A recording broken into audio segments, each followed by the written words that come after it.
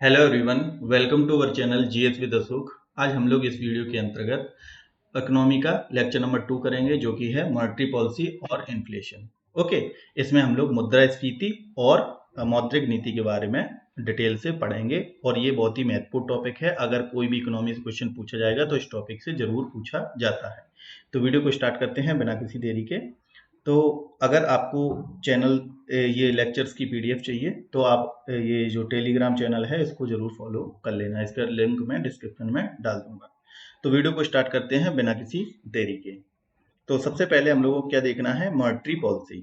Okay, तो monetary policy के बारे में जो अब इसमें लिखा तो मैंने बहुत ज़्यादा है, लेकिन इसमें क्या है, जो जो इम्पोर्टेंट पॉइंट हैं वही मैं बताऊंगा और वही आपको याद रखने हैं। जैसे कि सबसे पहले क्या है, मॉनेटरी पॉलिसी। तो मॉनेटरी पॉलिसी जो है बनाता कौन है, सबसे पहले तो यही क्वेश्चन आपको याद रखना है कि मॉनेटरी पॉलिसी आरबीआई द्वारा बनाई जाती है और आरबीआई की एक कमेटी होती है जिसे कहते हैं मॉनेटरी पॉलिसी कमेटी।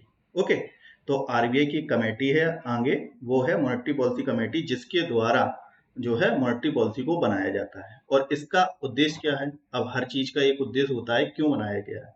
तो इसका उद्देश्य है कि भारत में मनी की सप्लाई यानी कि मुद्रा की सप्लाई को मेंटेन करना, यानी कि पूरे देश में मनी की सप्लाई ज्यादा है तो उसे कम करना, कम है तो ज्यादा करना, मतलब कि मेंटेन करना। ये इसका मेन एम और मेन ऑब्जेक्टिव है। तो ये याद रखना कि मॉनेटरी पॉलिसी कमेटी जो बनाती है मॉनेटरी पॉलिसी, और इसका मेन ऑब्जेक्टिव क्या है, मनी की सप्लाई को कंट्रोल करना। ओके, तो ये 3 पॉइंट आपको याद रखने हैं। फिर आगे क्या है कि इसके ऑब्जेक्टिव के बारे में, यानी कि मॉनेटरी पॉलिसी के ऑब्जेक्टिव मेन क्या है। बाकी तो बहुत सारे ऑब्जेक्टिव हैं जिसमें कि जो प्राइमरी ऑब्जेक्टिव हैं वो आप लोगों को याद जरूर रखने हैं, क्योंकि उसी से क्वेश्चन जरूर आएगा। तो प्राइमरी जो ऑब्जेक्टिव है वो क्या है, प्राइमरी ऑब्जेक्टिव है प्रमोट द इकोनॉमिक ग्रोथ, यानी कि देश में इकोनॉमिक ग्रोथ को बढ़ावा देना मॉनेटरी पॉलिसी का मेन ऑब्जेक्टिव में से आता है। दूसरा है इन्फ्लेशन को कंट्रोल करना, इन्फ्लेशन यानी कि महंगाई को कंट्रोल करना। तो इसके दो मेन ऑब्जेक्टिव हो गए, एक हो गया क्या, इकोनॉमिक ग्रोथ को बढ़ावा देना, इकोनॉमिक ग्रोथ को बढ़ावा देना, ये चीज याद रखनी है। दूसरा पॉइंट क्या हो गया, दूसरा पॉइंट हो गया कि इन्फ्लेशन को कंट्रोल करना, इन्फ्लेशन यानी कि महंगाई को कंट्रोल करना। ओके, तो ये दो पॉइंट जरूर याद रखने हैं। ये क्या है, इसके प्राइमरी ऑब्जेक्टिव हैं मॉनेटरी पॉलिसी के। ओके, तो इसके और अन्य उद्देश्य ये भी दिए गए हैं। तो ये तो प्राइमरी हो गए जो कि हम लोगों ने डिस्कस कर लिया कि स्टिमुलेट द इकोनॉमिक ग्रोथ, यानी कि इकोनॉमिक ग्रोथ को बढ़ावा देना भारत में, और जो है इन्फ्लेशन यानी कि प्राइस जो है उसे कंट्रोल रखना, यानी कि महंगाई को कंट्रोल रखना। ये मॉनेटरी पॉलिसी के मेन एम हुए। बाकी सेकेंडरी कई सारे एम होते हैं, ये भी आप लोग एक बार देख लेना। जैसे कि जो बैंक क्रेडिट है उसको कंट्रोल वे में एक्सपेंड करना, सबको रुपए मत दे देना, मतलब इतना ज्यादा रुपए नहीं देना, एक कंट्रोल वे में एक्सपेंशन करना बैंक क्रेडिट का, ठीक है, बैंक में रुपयों का। और जो फिक्स इन्वेस्टमेंट है उसको भी प्रमोट करना, और रिस्ट्रिक्शन ऑफ द इन्वेंट्री यानी कि जो होल्डिंग है उसको भी कंट्रोल करना, जिससे कि प्राइस राइज ना हो, क्योंकि होल्डिंग हो जाएगी चीजों की तो क्या हो जाएगा, इन्फ्लेशन ज्यादा हो जाएगी। तो ये सारे भी ऑब्जेक्टिव हैं, ये आप लोग देख लेना, लेकिन जो प्राइमरी ऑब्जेक्टिव है वो तो आपको याद ही रखने हैं। ओके, अब इसके बाद क्या है, इसके बाद है मॉनेटरी पॉलिसी कमेटी में जो जो मॉनेटरी पॉलिसी कमेटी है जो बनाती है मॉनेटरी पॉलिसी, उसमें मेंबर कितने होते हैं। तो दूसरा क्वेश्चन ये आता है कि मॉनेटरी पॉलिसी जो कमेटी है उसमें मेंबर कितने हैं। तो मेंबर होते हैं टोटल इसमें 6, जिसमें कि 3 जो हैं वो किसके होते हैं, आरबीआई द्वारा, आरबीआई के होते हैं, और 3 मेंबर होते हैं गवर्नमेंट ऑफ इंडिया से। तो ये जरूर याद रखना कि टोटल मेंबर कितने होते हैं मॉनेटरी पॉलिसी कमेटी में, 6 मेंबर, जिसमें कि 3 आरबीआई से होंगे और 3 कहां से होंगे, गवर्नमेंट ऑफ इंडिया के मेंबर होंगे। अब आरबीआई से कौन कौन से होते हैं, एक तो जो आरबीआई का चेयरमैन है वो एक्स ऑफिशियो चेयरमैन हो जाएगा मॉनेटरी पॉलिसी कमेटी का, यानी कि जो मौद्रिक नीति की जो समिति है उसका अध्यक्ष बन जाएगा ऑटोमेटिक, जो भी आरबीआई का गवर्नर होगा जिस समय पर, ठीक है। तो एक तो ये हो गया आरबीआई का गवर्नर, ये लिखा भी है। और दूसरा क्या है, दूसरा है डिप्टी चेयरमैन, मतलब कि जो आरबीआई का डिप्टी गवर्नर है वो भी इसका मेंबर हो जाएगा। और तीसरा एक नॉमिनेटेड मेंबर जो आरबीआई में है उसको। तो 3 ये आरबीआई के हो गए और 3 हो जाएंगे गवर्नमेंट ऑफ इंडिया से। तो टोटल मॉनेटरी पॉलिसी कमेटी में कितने मेंबर हो जाएंगे, जो है 6 मेंबर हो जाएंगे। अब जो मॉनेटरी पॉलिसी का हम लोग प्राइमरी टारगेट देख चुके हैं, क्या है, इकोनॉमिक ग्रोथ और इन्फ्लेशन दोनों चीजें। तो इन्फ्लेशन का एक मॉनेटरी पॉलिसी कमेटी का टारगेट होता है कि अगर इतनी तक इन्फ्लेशन है तो इकोनॉमिक ग्रोथ के लिए अच्छा है। तो ये टारगेट जरूर याद रखना कि मॉनेटरी पॉलिसी कमेटी का इन्फ्लेशन का टारगेट यानी कि महंगाई मुद्रास्फीति का टारगेट कितना होता है, 2 से 6%। इसका मतलब क्या हुआ कि अगर किसी भी वस्तु के प्राइस अगर मान लो 10 रुपए हैं, 10 रुपए से 16 रुपए तक अगर बढ़ रहे हैं, ठीक है, मैक्सिमम 16 रुपए तक बढ़ रहे हैं, तो क्या है, महंगाई ठीक है, किसके लिए, इकोनॉमिक ग्रोथ के लिए। ओके, तो इतना पॉइंट याद रखना है। अगर 10 से 20 हो जा रहे हैं प्राइस तो क्या हो जाएगा, ये फिर हो जाएगा इन्फ्लेशन के ऊपर, यानी कि हाइपर इन्फ्लेशन की कैटेगरी में ये आ जाएगा। फिर क्या होगा, मॉनेटरी पॉलिसी कमेटी को क्या करना पड़ेगा, मॉनेटरी पॉलिसी कमेटी को जो मीजर हैं आगे देखेंगे, क्वांटिटेटिव और क्वालिटेटिव मीजर, उन पे काम करना पड़ेगा, जिससे कि क्या होगा, महंगाई को उनको कंट्रोल करना पड़ेगा। यानी कि आरबीआई को अगर 6% से ज्यादा महंगाई हो रही है तो क्या है, मॉनेटरी पॉलिसी कमेटी में बदलाव करने पड़ेंगे, और वो क्या बदलाव है वो आगे भी हम लोग देखेंगे। अब हम लोगों ने अभी ये मैंने वर्ड यूज किया कि इन्फ्लेशन के साथ साथ में इकोनॉमिक ग्रोथ बढ़ रही है, यानी कि 6% तक अगर इन्फ्लेशन है मार्केट में तो क्या है, इकोनॉमिक ग्रोथ के लिए अच्छा है, यही तो मैंने बोला। तो ये कैसे रिलेटेड है इकोनॉमिक ग्रोथ और जो है इन्फ्लेशन, वो हम लोग एक थोड़ा सा बेसिक कंसेप्ट देख लेते हैं। बाकी डिटेल में आगे जो आरबीआई की जो पॉलिसी है, कॉन्ट्रेक्शनरी मनी पॉलिसी यानी कि संकुचन वाली, और एक्सपेंशनरी मॉनेटरी पॉलिसी, उसमें डिटेल में देखेंगे आगे चल के। तो अभी थोड़ा सा कंसेप्ट देख लेते हैं कि इकोनॉमिक ग्रोथ कैसे संबंधित है इन्फ्लेशन के साथ में। ओके, जैसे मान लो आरबीआई की जो मॉनेटरी पॉलिसी है उसका काम क्या है, मार्केट में मनी की सप्लाई को कंट्रोल करना। अब क्या है, आरबीआई ने क्या किया, मार्केट में मनी सप्लाई ज्यादा कर दी, ठीक है, ज्यादा कर दी तो क्या हुआ, आरबीआई डायरेक्ट लोगों को तो पैसा नहीं देता है, आरबीआई किसे देता है, बैंकों को, और बैंक के किसको देंगी, लोगों को, ठीक, बैंकों ने लोगों को दिया। अब लोग क्या करेंगे, इसका पैसे का क्या करेंगे, या तो वो इन्वेस्ट करेंगे कहीं, किसी बिजनेस में इन्वेस्टमेंट करेंगे, या कोई चीज क्या करेंगे, खरीदेंगे, बाई करेंगे। जो गुड्स हैं मार्केट में, जो गुड्स हैं उन्हें बाई करेंगे, क्योंकि उनके पास पैसे हैं तो वो ऑब्वियस सी चीज बाई करेंगे। अब ये इन्वेस्ट कर रहे हैं, बाई कर रहे हैं, अगर इन्वेस्ट कर रहे हैं तो क्या करेंगे, अगर कोई भी धंधा खोला उन्होंने, कुछ कोई भी ऑक्यूपेशन, कोई भी मान लो शॉप खोली, ठीक है, तो क्या करेंगे, वहां पे लोगों को भी हायर करेंगे, ठीक, तो उन लोगों को भी पैसा मिलेगा। फिर आगे क्या करेगा कि आगे कोई बिजनेस खोला, बिजनेस में और भी लोग आए, उनको भी पैसा मिला। तो इसका मतलब क्या चल रहा है, ये पूरा इकोनॉमिक ग्रोथ चल रहा है, यानी कि आर्थिक विकास हो रहा है भारत का, ठीक है। तो ये कैसे रिलेटेड हो रहा है, ठीक है, देख लिया हम लोगों ने। अब अगर किसी, अब इन लोगों के पास पैसे आ गए, ठीक है, इन जो लोग बिजनेस में काम करने लगे तो इन पे पैसे आने लगे। अब पैसे आने लगे तो ये भी क्या खरीदने लगे, ये भी कुछ वस्तुएं खरीदेंगे, ऑब्वियस ही चीज है।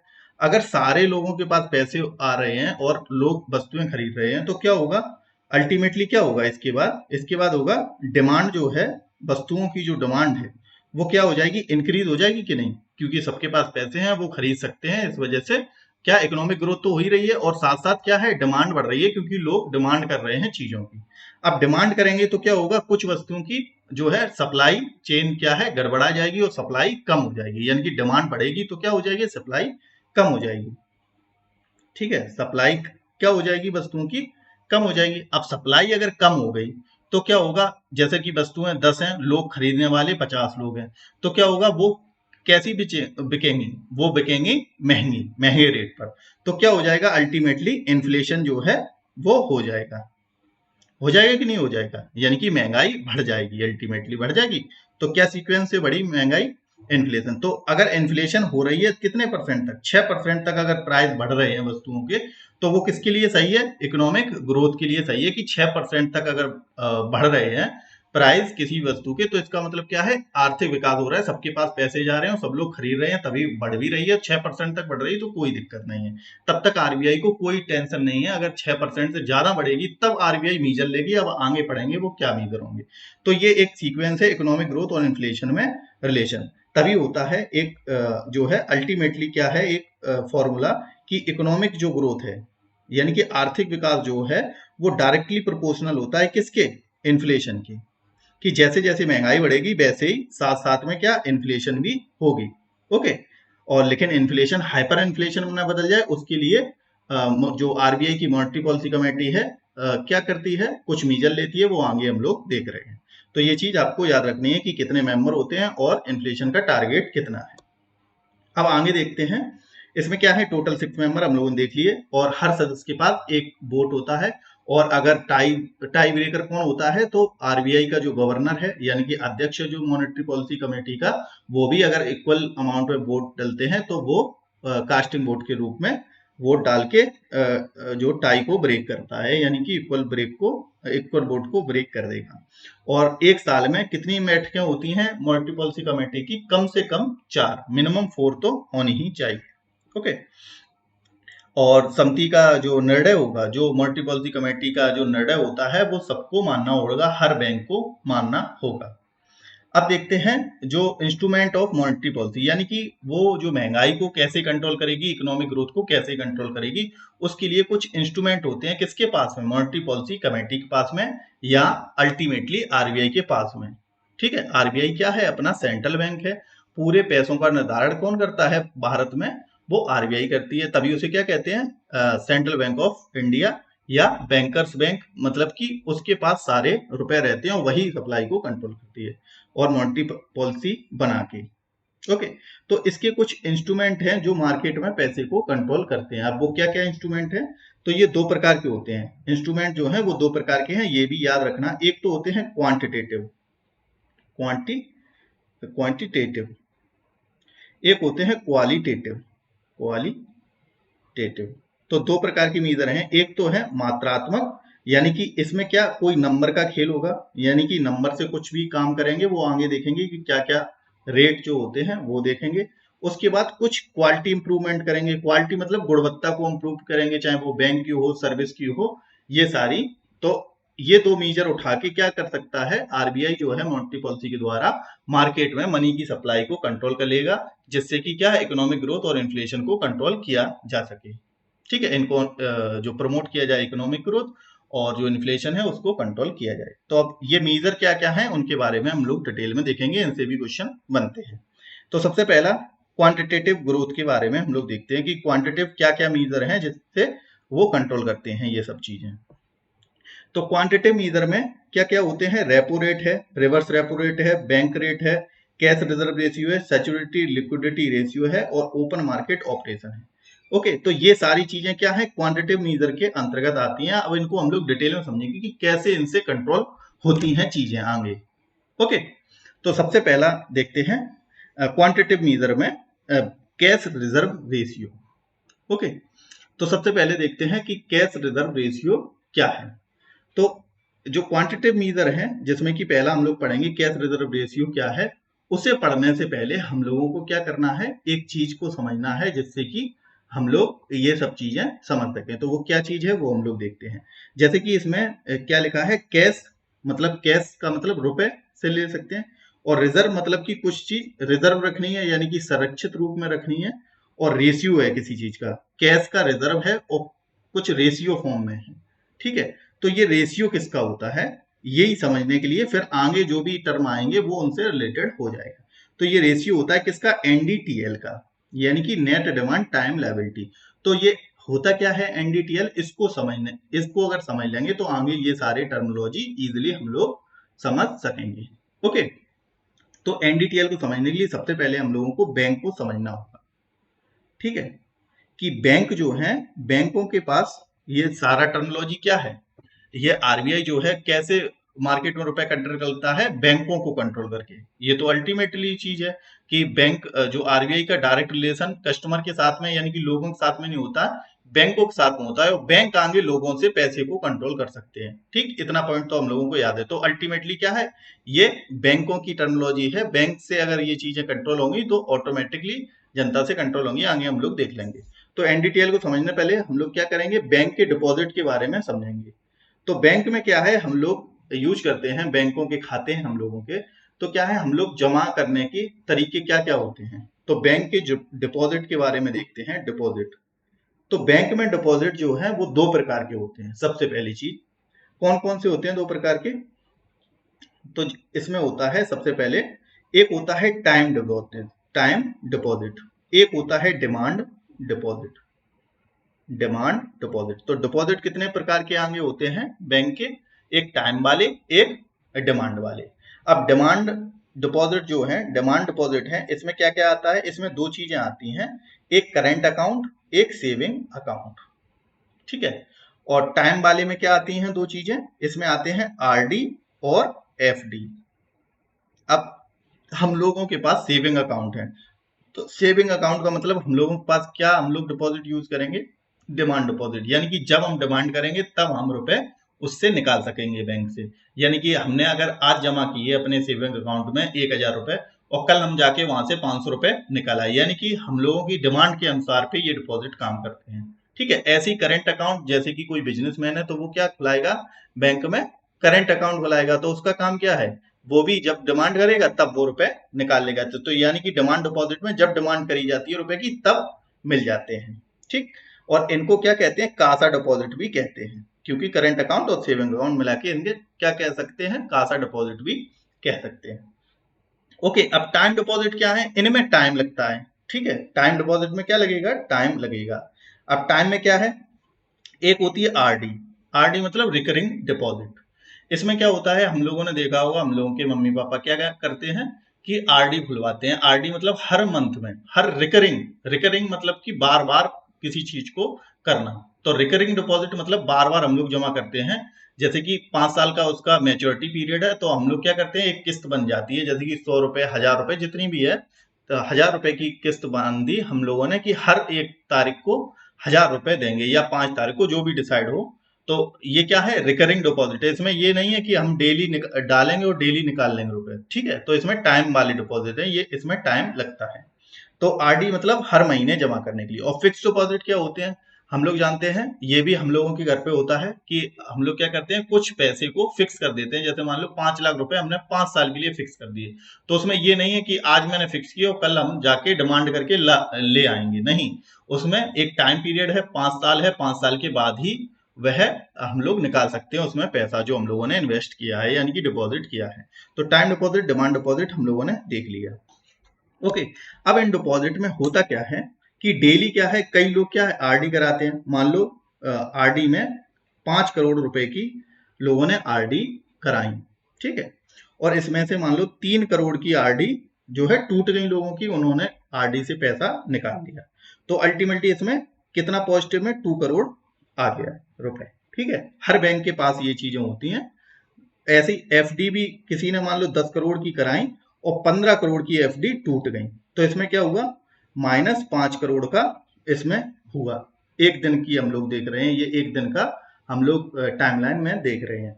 ऐसी करंट अकाउंट में किसी ने मान लो डिपॉजिट कराई 10 करोड़ और निकाल लिए कितने, 3 करोड़ मान लो निकाल लिए, तो इसमें क्या हुआ, 7 करोड़ रुपए पॉजिटिव में आ गया। ऐसी सेविंग अकाउंट में मान लो 5 करोड़ रुपए जमा कराए और 2 करोड़ रुपए निकाल लिए, तो इसमें 3 करोड़ रुपए मिले, ठीक है, 3 करोड़ रुपए बचे। अब इसमें क्या है, ये एक दिन का मान लो देख रहे हैं टाइमलाइन में, तो अल्टीमेटली जो है टाइम डिपॉजिट कितना बचा, तो माइनस में 3 करोड़ बचा बैंक के पास में, कि 2 करोड़ पॉजिटिव और 5 करोड़ नेगेटिव।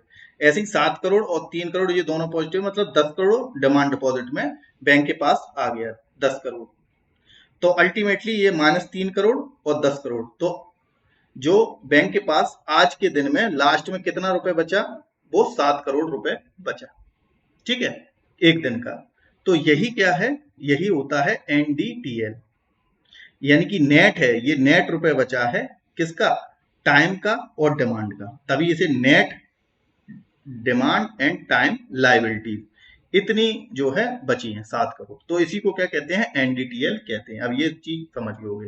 अब आगे सारी जो है डेफिनेशन इसी से रिलेटेड होंगी, सीआरआर और एसएलआर सारी कुछ। ओके, अब देखते हैं कैश रिजर्व रेशियो के बारे में। तो कैश रिजर्व रेशियो क्या है, अब इसके नाम से ही हम लोग याद रखें, कुछ कैश है जो कि रिजर्व है, रिजर्व करना है, और रेशियो है किसी चीज का, जो कैश रिजर्व है वो किसी चीज का रेशियो। तो रेशियो किसका है, एनडीटीएल का। आप समझ गए कौन सा एनडीटीएल है। तो इसमें क्या है कि जो आरबीआई है, आरबीआई की जो एक्ट है, आरबीआई का जो अधिनियम है 1934, हम लोग जानते हैं आरबीआई जो है 1 अप्रैल 1935 को बनी थी। कौन से एक्ट के तहत, आरबीआई का एक्ट था 1934 का। तो उसी एक्ट में ये चीज लिखी है कि हर बैंक जो है आरबीआई के पास में अपना जो एनडीटीएल है, डेली का जो एनडीटीएल है उसका कुछ रेशियो आरबीआई के पास में जमा करेगी। तो ये किस में लिखा है? ये आरबीआई के अधिनियम 1934 में लिखा है। तो इसमें तो कैश रिजर्व रेशियो क्या हो गया कि ये एक रेशियो है किसका? बैंक का एक रेशियो है किसका? एनडीटीएल का, जो कि बैंकें आरबीआई के पास जमा कराती हैं और इस पर आरबीआई क्या देगी? इस पे कोई ब्याज देगी? नहीं देगी। क्यों? क्योंकि ये लॉ में लिखा है, इस वजह से इस पे आरबीआई कोई भी ब्याज नहीं देती है। तो कैश रिजर्व रेशियो क्या हो गया एक डेफिनेशन में कि ये एक रेशियो, एक रिजर्व कैश रखना पड़ता है आरबीआई के पास हर बैंक को, ठीक है, और इस पे आरबीआई कोई भी रुपए नहीं देती।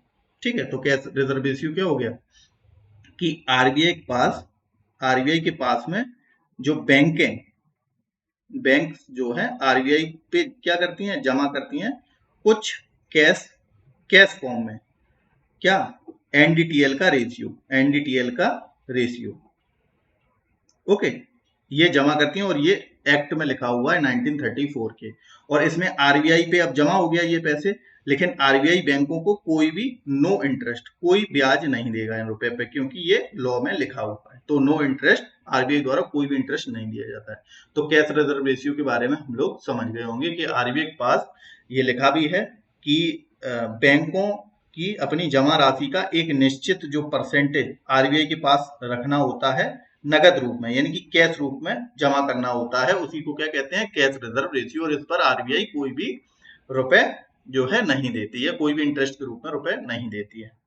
अब इसके बाद नेक्स्ट देखते हैं, नेक्स्ट टर्मिनोलॉजी क्वांटिटेटिव मेजर में क्या है? सैचुरेटरी लिक्विडिटी रेशियो। अब सैचुरेटरी यानी कि वैधानिक, यानी कि कोई लॉ द्वारा है, ठीक है। और लिक्विडिटी यानी कि कैश है, मतलब लिक्विडिटी यानी कि कैश भी हो सकता है, कुछ भी हो सकता है। लिक्विडिटी मतलब कि जो चीज लिक्विड फॉर्म में हो, जो कुछ खर्च हो जाए, ठीक है, उसे कहते हैं, जब चाहे कैश हो चाहे गोल्ड हो, कुछ भी हो। तो ये लिक्विडिटी मतलब कैश। और ये रेशियो अगेन किसका? एनडीटीएल का। यानी कि ये भी एक रेशियो है किसका? एक वैधानिक रूप से कोई मतलब लॉ के द्वारा ये चीज बताई गई है कि कुछ रेशियो लिक्विड फॉर्म में रखना होगा बैंकों को अपने पास, उसी को क्या कहते हैं? सैचुरेटरी लिक्विडिटी रेशियो। अब कैश रिजर्व रेशियो में क्या था कि कैश कुछ फॉर्म में जमा करना पड़ता था हर बैंक को आरबीआई के पास में। ओके, उसे कहते थे कैश रिजर्व रेशियो, और इस पर आरबीआई कोई भी ब्याज नहीं देता था। अब सैचुरेटरी लिक्विडिटी रेशियो क्या है कि जो बैंकें हैं, बैंक जो है वो अपने पास अब आरबीआई के पास नहीं रखना है। और ये जो इंस्ट्रक्शन देता आरबीआई है, आरबीआई दे रहा है, क्योंकि आरबीआई के ही तो हम लोग क्वांटिटेटिव मेजर पढ़ रहे हैं, आरबीआई की मॉनेटरी पॉलिसी कमेटी की। तो आरबीआई इंस्ट्रक्शन देता है कि बैंकें अपने पास एनडीटीएल का एक सर्टेन अमाउंट में कुछ रखेंगी, ठीक है, सर्टेन परसेंटेज रखेंगी। वो चाहे कैश फॉर्म में हो, चाहे गोल्ड फॉर्म में हो, चाहे टी बिल्स के रूप में हो, ट्रेजरी बिल्स, ये आगे देखेंगे सारा, गोल्ड टी बिल्स के रूप में चाहे रखा हो, चाहे गवर्नमेंट सिक्योरिटीज के रूप में रखा हो। तो ये सारे जो रखे, ये इन किसी भी फॉर्म में, इनमें से किसी भी फॉर्म में बैंक को अपने पास कुछ अमाउंट में एनडीटीएल का रेशियो रखना पड़ेगा, ठीक। और ये लिखा है बैंकिंग रेगुलेशन एक्ट 1949 में। ओके, तो ये इस नियम के अंतर्गत क्या है कि हर बैंक को अपने पास में कुछ लिक्विड फॉर्म में जो है लिक्विडिटी फॉर्म में रखना होगा। वो चाहे कैश के फॉर्म में रखें, गोल्ड के फॉर्म में रखें, और चाहे गवर्नमेंट सिक्योरिटीज के रूप में अपने पास कुछ अमाउंट को रखना पड़ेगा। किसके लिए? इमरजेंसी पर्पस के लिए, कि अगर मान लो बैंक पे पैसे की तंगी आ जाती है तो इसमें से खर्च करेंगे इमरजेंसी पर्पस के लिए, ठीक, इमरजेंसी पर्पस के लिए। ओके, अब ये अमाउंट तो रख लिया अपने पास में, लेकिन ये जो अमाउंट रखा हुआ है बैंक के पास में, सैचुरेटरी लिक्विडिटी रेशियो, आप समझ गए कि ये एनडीटीएल का ही रेशियो होता है। कुछ चाहे वो कैश के फॉर्म में रखें, चाहे किसी भी फॉर्म में रखें, कुछ परसेंटेज रखना पड़ता है बैंकों को अपने पास में, ठीक है। और ये इमरजेंसी पर्पस के लिए होता है। लेकिन ये इमरजेंसी पर्पस के लिए होता जरूर है, लेकिन ये खर्च कैसे? बैंक जो है, अगर बैंक के पास कमी होगी रुपए की, तो वो अगेन किसकी परमिशन चाहिए उसे, इसे खर्च करने के लिए, अपना इमरजेंसी वाले पैसे को खर्च करने के लिए, यानी कि सिक्योरिटी लिक्विडिटी रेशियो को खर्च करने के लिए किसकी परमिशन अगेन चाहिए, तो फिर आरबीआई की परमिशन के द्वारा ही इसको जो है क्या किया जाता है, खर्च किया जा सकता है। ठीक है, by the permission of RBI, मतलब आरबीआई की परमिशन के बाद ही जो एसएलआर जो बैंकों के पास पड़ा होता है अपना इमरजेंसी रुपीज में, वो खर्च कर सकते हैं कौन, बैंक है। ओके, और ये चीज किस में लिखा है, इस लॉ में लिखा है, बैंकिंग रेगुलेशन एक्ट 1949। तो सिक्योरिटी लिक्विडिटी रेशियो और कैश रिजर्व रेशियो में अंतर समझ गए कि जो CRR है, कैश रिजर्व रेशियो है, ये क्या है, ये आरबीआई के पास कुछ बैंकें जमा करती हैं, और सिक्योरिटी लिक्विडिटी रेशियो ये आरबीआई के पास जमा है, और ये SLR ये बैंकों के पास खुद का है, बैंक खुद रखती हैं ये पैसा। ओके, और इसमें कैश की फॉर्म में, और इसमें किसी भी लिक्विड के रूप में, यानी कि कैश गोल्ड किसी भी रूप में। ओके, और ये जो अगर खर्च करना है, ये किसके द्वारा परमिशन ली जाएगी, ये परमिशन ली जाएगी आरबीआई के द्वारा अगेन। और ये मिनिमम कितने 24 ओवरनाइट के लिए ये खर्च करने की परमिशन मिलती है जब भी ली जाती है। ठीक है, अब आगे देखते हैं, आगे इसी में ही देख लेते हैं। एक टर्म होता है मार्जिनल स्टैंडिंग फैसिलिटी, ठीक, MSF। तो ये जो परमिशन है वो क्या कहलाती है, marginal standing facility.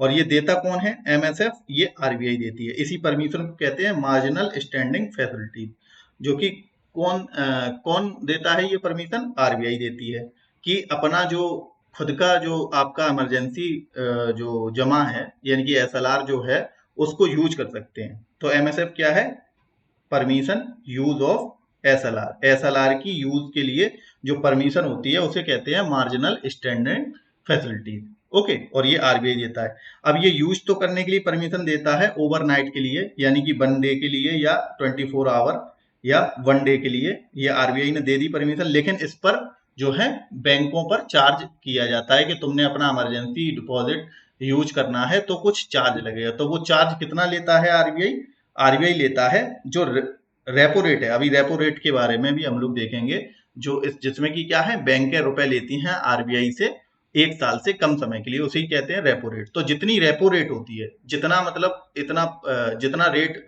Repo rate का है, उससे 1% ज्यादा प्लस 1%, इतना चार्ज किया जाता है अगर उनको यूज करना है, बैंकों को यूज करना है अपना SLR। ठीक है, यानी कि SLR को अगर यूज करना है तो इतना चार्ज देना पड़ेगा आरबीआई को, अगर ये अपना जो SLR है वो यूज करना है। और ये यूज करने की जो विधि है उसे क्या कहते हैं, मार्जिनल स्टैंडिंग फैसिलिटीज, उसे कहते हैं MSF। Okay, RR plus 1%। और जनरली क्या होता है, जो RR होता है वो बैंक रेट के बराबर में होता है, यानी कि जो जो कि रेपो रेट है उसमें अगर 1% ज्यादा है तो वो जनरली बैंक रेट के बराबर होता है। अगर आप लोग दरें देखेंगे मॉनेटरी पॉलिसी की, आप लोग करंट अफेयर में पढ़ेंगे, तो हमेशा क्या होता है, जितनी रेपो रेट होती है उसमें 1% अगर हम लोग जोड़ देंगे तो बैंक रेट निकल आता है। ओके, ये अब आगे डेफिनेशन देखते हैं रेपो रेट और बैंक रेट की। तो MSF देख लिया हम लोगों ने, कौन कौन से टर्म देख लिए, कैश रिजर्व रेशियो देख लिया, आरबीआई के पास जमा है बैंकों का रुपए, SLR बैंकें अपने पास ही कुछ परसेंट के रूप में रुपए जमा करती हैं, उसे SLR कह दिया। और इसका यूज करना है तो MSF है, जो कि आरबीआई द्वारा परमिसेबल है, और 1 दिन के लिए होता है। उस पर चार्ज कितना लगता है, RR का 1%, यानी कि रेपो रेट का 1%। अब जो टर्मोलॉजी है, बैंक रेट, रेपो रेट और रिवर्स रेपो रेट, यानी कि ये जो आगे हैं चीजें, इनको हम लोग देख लेते हैं। अब जो बैंक रेट और रेपो रेट, ये दोनों सेम चीज हैं। इसमें क्या है, आरबीआई जो है, आरबीआई से आरबीआई जो है रुपए दे रही है किसको, बैंक को, या कहें बैंक रुपए ले रही है आरबीआई से। ओके, अब बैंक रेट और RR दोनों सेम है, यानी कि आरबीआई से रुपए लेना है बैंकों को। लेकिन इनमें फिर अंतर क्या है, बैंक रेट में बस क्या है, बैंक रेट से अगर रुपए ले रहे हैं तो क्या होगा कि जो आरबीआई ने दिया है बैंकों को, अगर बैंक रेट पर दिया है तो ये 1 साल से ज्यादा के लिए, यानी कि इनका जो है लॉन्ग टर्म लोन अगर ले रहे हैं तो उसे कहते हैं बैंक रेट। और आरबीआई से अगर 1 साल से कम समय के लिए बैंक के रुपए ले रहे हैं तो उसे कहते हैं रेपो रेट। वह रेट जिस पर बैंक आरबीआई से रुपए लेती है 1 साल से कम के लिए, उस रेट को क्या कहते हैं, रेपो रेट, और 1 साल से अगर ज्यादा के लिए बैंक के आरबीआई से रुपए लें तो उस रेट को कहते हैं बैंक रेट। ओके, ये कॉमन सी परिभाषा होगी। अब इसमें एक चीज एक्स्ट्रा जुड़ गई, रिवर्स। इसमें क्या जुड़ गई एक्स्ट्रा चीज? Reverse repo rate. रिवर्स और रेपो, आरआर का मतलब रेपो रेट। अब इसमें क्या हो गया, अब रिवर्स जुड़ गया मतलब कि उल्टा होगा। इसमें क्या होगा, जो बैंकें हैं, बैंकों से रुपए ले रहा है कौन? आरबीआई। बैंकों से इसमें कौन ने रुपए लिए? आरबीआई, क्योंकि इसमें रिवर्स जुड़ा है। अब इसमें जो रुपए लिए हैं उस पर जो है आरबीआई बैंकों को क्या देती है? ब्याज देती है। तो ये पॉइंट जरूर याद रखना कि जो रिवर्स रेपो रेट है, इस पर जब बैंकों से रुपए लेता है आरबीआई। अब आरबीआई रुपए क्यों लेगा? पहली बात तो आरबीआई क्या है? अपना सेंट्रल बैंक। तो उस पे तो रुपए की कभी कमी नहीं होगी, लेकिन फिर भी वह ले रहा है। क्यों ले रहा है? क्योंकि उसे मार्केट में रुपए की सप्लाई को कम करना है। इस वजह से वो बैंकों से रुपए ले लेता है। अब बैंकों से रुपए ले लेगा कि तुम्हारे पास ज्यादा है, तुम लोगों को दे रहे हो, महंगाई बढ़ रही है, इस वजह से क्या करते हैं आरबीआई जो है वो बैंकों से रिवर्स रेपो रेट को बढ़ा के, मतलब ऐसा रेट है जो है जो रिवर्स रेपो रेट है, इस पे क्या है, बैंकों से रुपए ले लेंगे, जिससे कि क्या होगा, और जिस समय ये महंगाई ज्यादा होती है और जब लेती हैं रिवर्स रेपो रेट के फॉर्म में रुपए लेती हैं इस रेट पर, तो क्या है, इसका रेट लो कर देती हैं, जिससे कि बैंकों को ब्याज भी कम देना पड़े। हमने अभी पढ़ा कि इसमें जब बैंकों से रुपए लेता है आरबीआई, तो क्या लेता है, इस रेट पर रुपए लेता है और इसमें इंटरेस्ट देना पड़ता है। ठीक है, कुछ इंटरेस्ट फॉर्म में देना पड़ेगा। तो ये रेट जितना ही कम होगा उतना ही पैसा वापस बैंकों को देना पड़ेगा। मान लो 1 करोड़ रुपए ले लिया बैंकों से, और जितना ये रिवर्स रेपो रेट का रेट कम होगा उतना ही तो बैंकों से रुपए जो है बैंकों को रुपए कम देना पड़ेगा। ओके, तो ये चीज है। तो ये तभी लेते हैं जब क्या है, बैंकों के पास ज्यादा रुपए है और मार्केट में ज्यादा मनी सप्लाई है, तो क्या है, इसका प्राइस जो है वो लो कर देंगे रिवर्स रेपो रेट का, जिससे कि बैंकों से रुपए तो ले लेगा आरबीआई और उसे रिटर्न में कम इंटरेस्ट देना पड़ेगा। ओके, अब ये सारे रेट हम लोगों ने देख लिए कि रेपो रेट क्या है, रिवर्स रेपो रेट क्या है, और उसके बाद एसएलआर क्या है, सीआरआर क्या है। तो ये सारे रेट हैं जिससे क्या कंट्रोल होता है मार्केट में रुपए का। अब कैसे, वो हम लोग आगे देखेंगे। जो पॉलिसी देखेंगे, कॉन्ट्रैक्शनरी मनी पॉलिसी और एक्सपेंशनरी मनी पॉलिसी, जिनमें इन रेटों को अगर बढ़ा दिया जाएगा तो मार्केट में क्या, पैसे का फ्लो कम हो जाएगा, और इन रेटों को घटा दिया जाएगा तो क्या होगा, मार्केट में पैसों को बढ़ा दिया जाएगा। वो आगे हम लोग डिटेल में देखेंगे। अब नेक्स्ट जो है उसके आगे ये चीज समझने के लिए ओपन मार्केट ऑपरेशन और देख लेते हैं इसमें। तो इसमें क्या है, ओपन मार्केट ऑपरेशन क्या होता है, सरकारी प्रतिभूतियों को खरीद बिक्री, सरकारी जो प्रतिभूतियां हैं उनकी खरीद बिक्री को क्या कहते हैं, ओपन मार्केट ऑपरेशन, जो कि आरबीआई द्वारा किया जाता है। अब ये होता क्या है, ये चीज हम लोग देख लेते हैं कि जैसे मान लो गवर्नमेंट है, ठीक है, गवर्नमेंट के पास क्या है, रुपए की कमी हुई, ठीक, रुपए जो है वो कम हुए, तो अब गवर्नमेंट कहाँ से रुपए लेगी, लोगों से तो डायरेक्ट ले नहीं लेगी, तो आरबीआई के पास जाएगी। तो जो गवर्नमेंट है वो गई आरबीआई के पास में, आरबीआई के पास में गई, तो अब आरबीआई को कुछ तो चाहिए, उसके बाद ही तो उसमें रुपए देगा गवर्नमेंट को। तो गवर्नमेंट क्या करती है, अपना एक क्या, जी सैक इशू करती है, यानी कि गवर्नमेंट सिक्योरिटीज इशू करती है, ये देती है आरबीआई को और आरबीआई से पैसा ले लेती है। ठीक, अब जो आरबीआई है, आरबीआई ये गवर्नमेंट सिक्योरिटी जो है ये आगे बैंकों को दे देती हैं, बैंकों को दे देती हैं। अब बैंकों को दे दिया गवर्नमेंट सिक्योरिटी और आरबीआई ने रुपए ले लिए बैंकों से। फिर आगे क्या हुआ, ये जो है ये गवर्नमेंट सिक्योरिटी बैंकों से किसने ले लिया, ये लोगों ने ले ली, यानी कि बैंक से ही तो लोग करते हैं ट्रांजेक्शन, तो बैंकों से ये ले लिए और बैंकों ने लोगों से रुपए ले लिए। अब क्या हुआ, अल्टीमेटली यहाँ पे देख रहे हैं हम लोग कि गवर्नमेंट ने क्या किया है, ये मार्केट से पैसे को निकालने के लिए ये काम किया है कि डायरेक्टली तो नहीं ले सकती, लेकिन उन्होंने ये गवर्नमेंट सिक्योरिटी आरबीआई के थ्रू, बैंकों के थ्रू होते हुए अल्टीमेटली लोगों से रुपए क्या ले लिए हैं गवर्नमेंट ने, यानी कि मार्केट में जो है मनी की सप्लाई को कम कर दिया है। ठीक है, एक तरीका तो ये है मार्केट में रुपए का कंट्रोल करना गवर्नमेंट के द्वारा। दूसरा तरीका है डायरेक्ट टैक्स इंक्रीज करके। एक और तरीका होता है गवर्नमेंट का मार्केट में रुपए को कम करने के लिए कि जो डायरेक्ट टैक्सेस होते हैं उनको इंक्रीज करके, यानी कि जो व्यक्तियों पर खुद टैक्स लग रहा है उसको डायरेक्टली क्या है बढ़ा देते हैं, जिससे कि क्या है सारा रुपए वो डायरेक्ट गवर्नमेंट ले लेती है उनसे, जितना ज्यादा इनकम होगी उतनी ज्यादा टैक्स लगेगा। तो दो मीदर हैं जिससे कि गवर्नमेंट जो है मार्केट से रुपए ले सकती है। ओके, और यही जो प्रोसेस चल रही है ना, इसी प्रोसेस को कहते हैं ओपन मार्केट ऑपरेशन, यानी कि इसमें गवर्नमेंट सिक्योरिटी की खरीद बिक्री हो रही है कि नहीं हो रही है। आरबीआई से बैंक, बैंक से लोग, और लोगों ने खरीद ली, ठीक है, उन्हें भी फायदा हुआ और गवर्नमेंट के पास पैसे भी चले गए। तो इसी को कहते हैं ओपन मार्केट ऑपरेशन।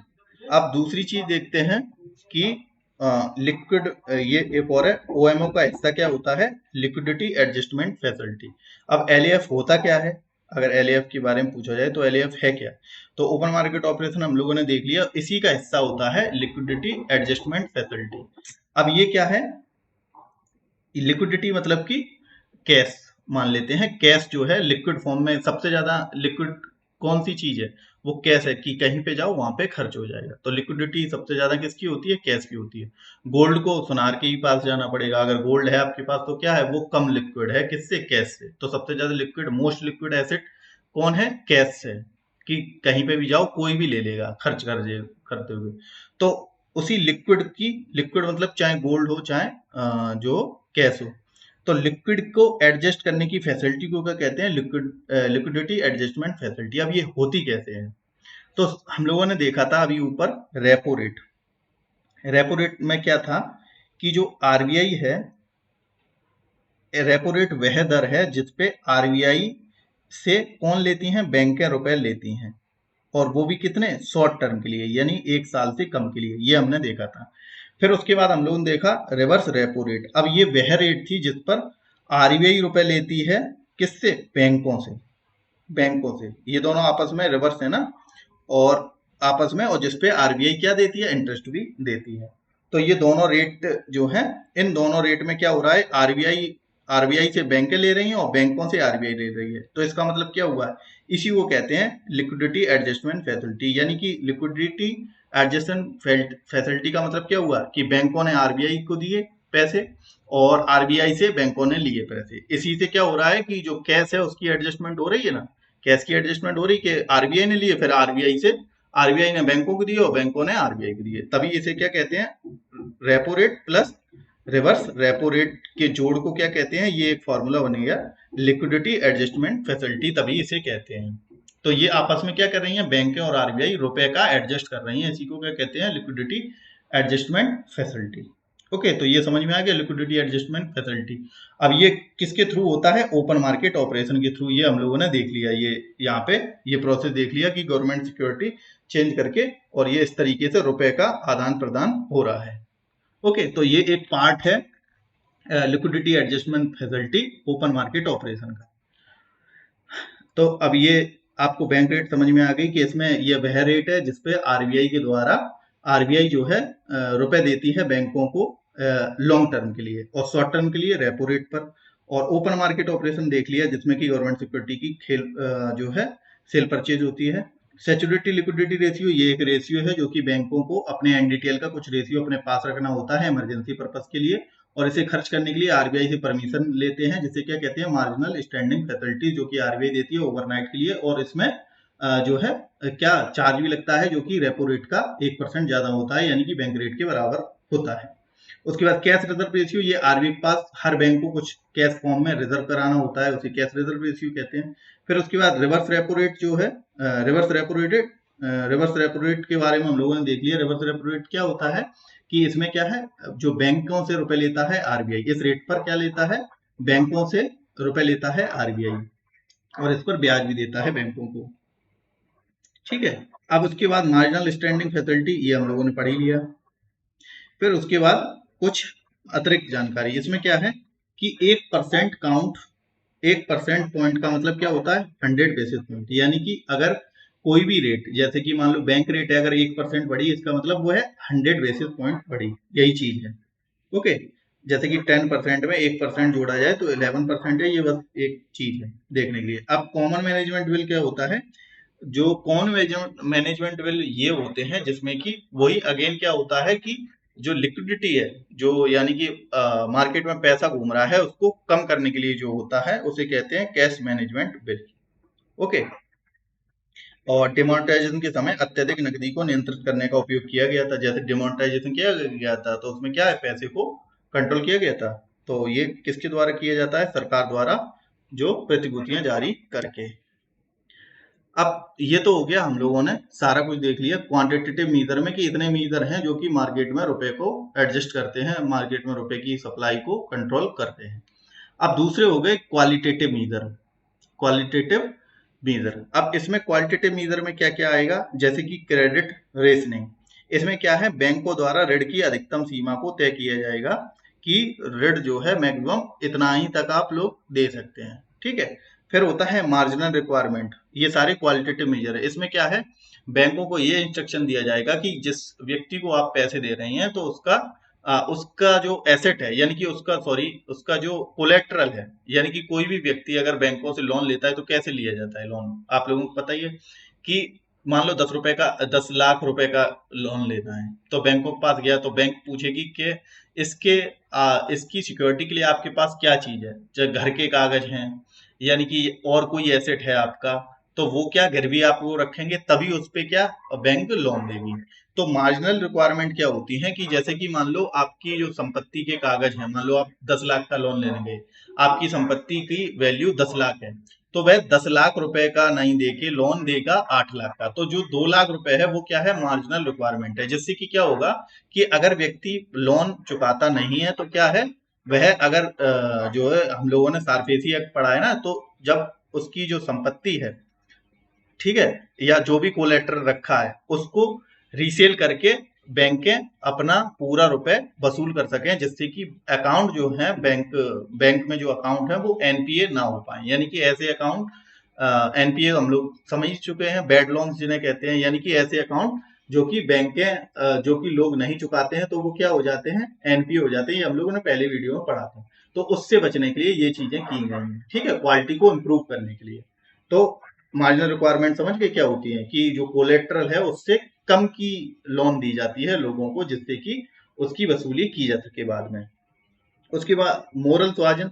मोरल सुहाजन क्या है? मोरल सुहाजन है कि बैंकों को मनाना या बैंक के एम्प्लॉय को अच्छे से काम करने के लिए प्रोत्साहित करना, यही सारा कुछ है। जैसे कि अभी डिमोनेटाइजेशन हुआ था जब 2016 में, तो क्या हुआ था कि बैंकों से आरबीआई ने अनुरोध किया था कि ज्यादा से ज्यादा घंटों के लिए काम करें और ये जो काम है इसको निपटाएं। तो यही क्या होता है, जो है मॉरल सुहाजन। और इसमें चेतावनी या दिशा निर्देश भी दिए जाते हैं। इसमें कुछ चेतावनी भी दी जा सकती है, दिशा निर्देश जैसे दिए थे कि कैश को कन्वर्ट कराना है।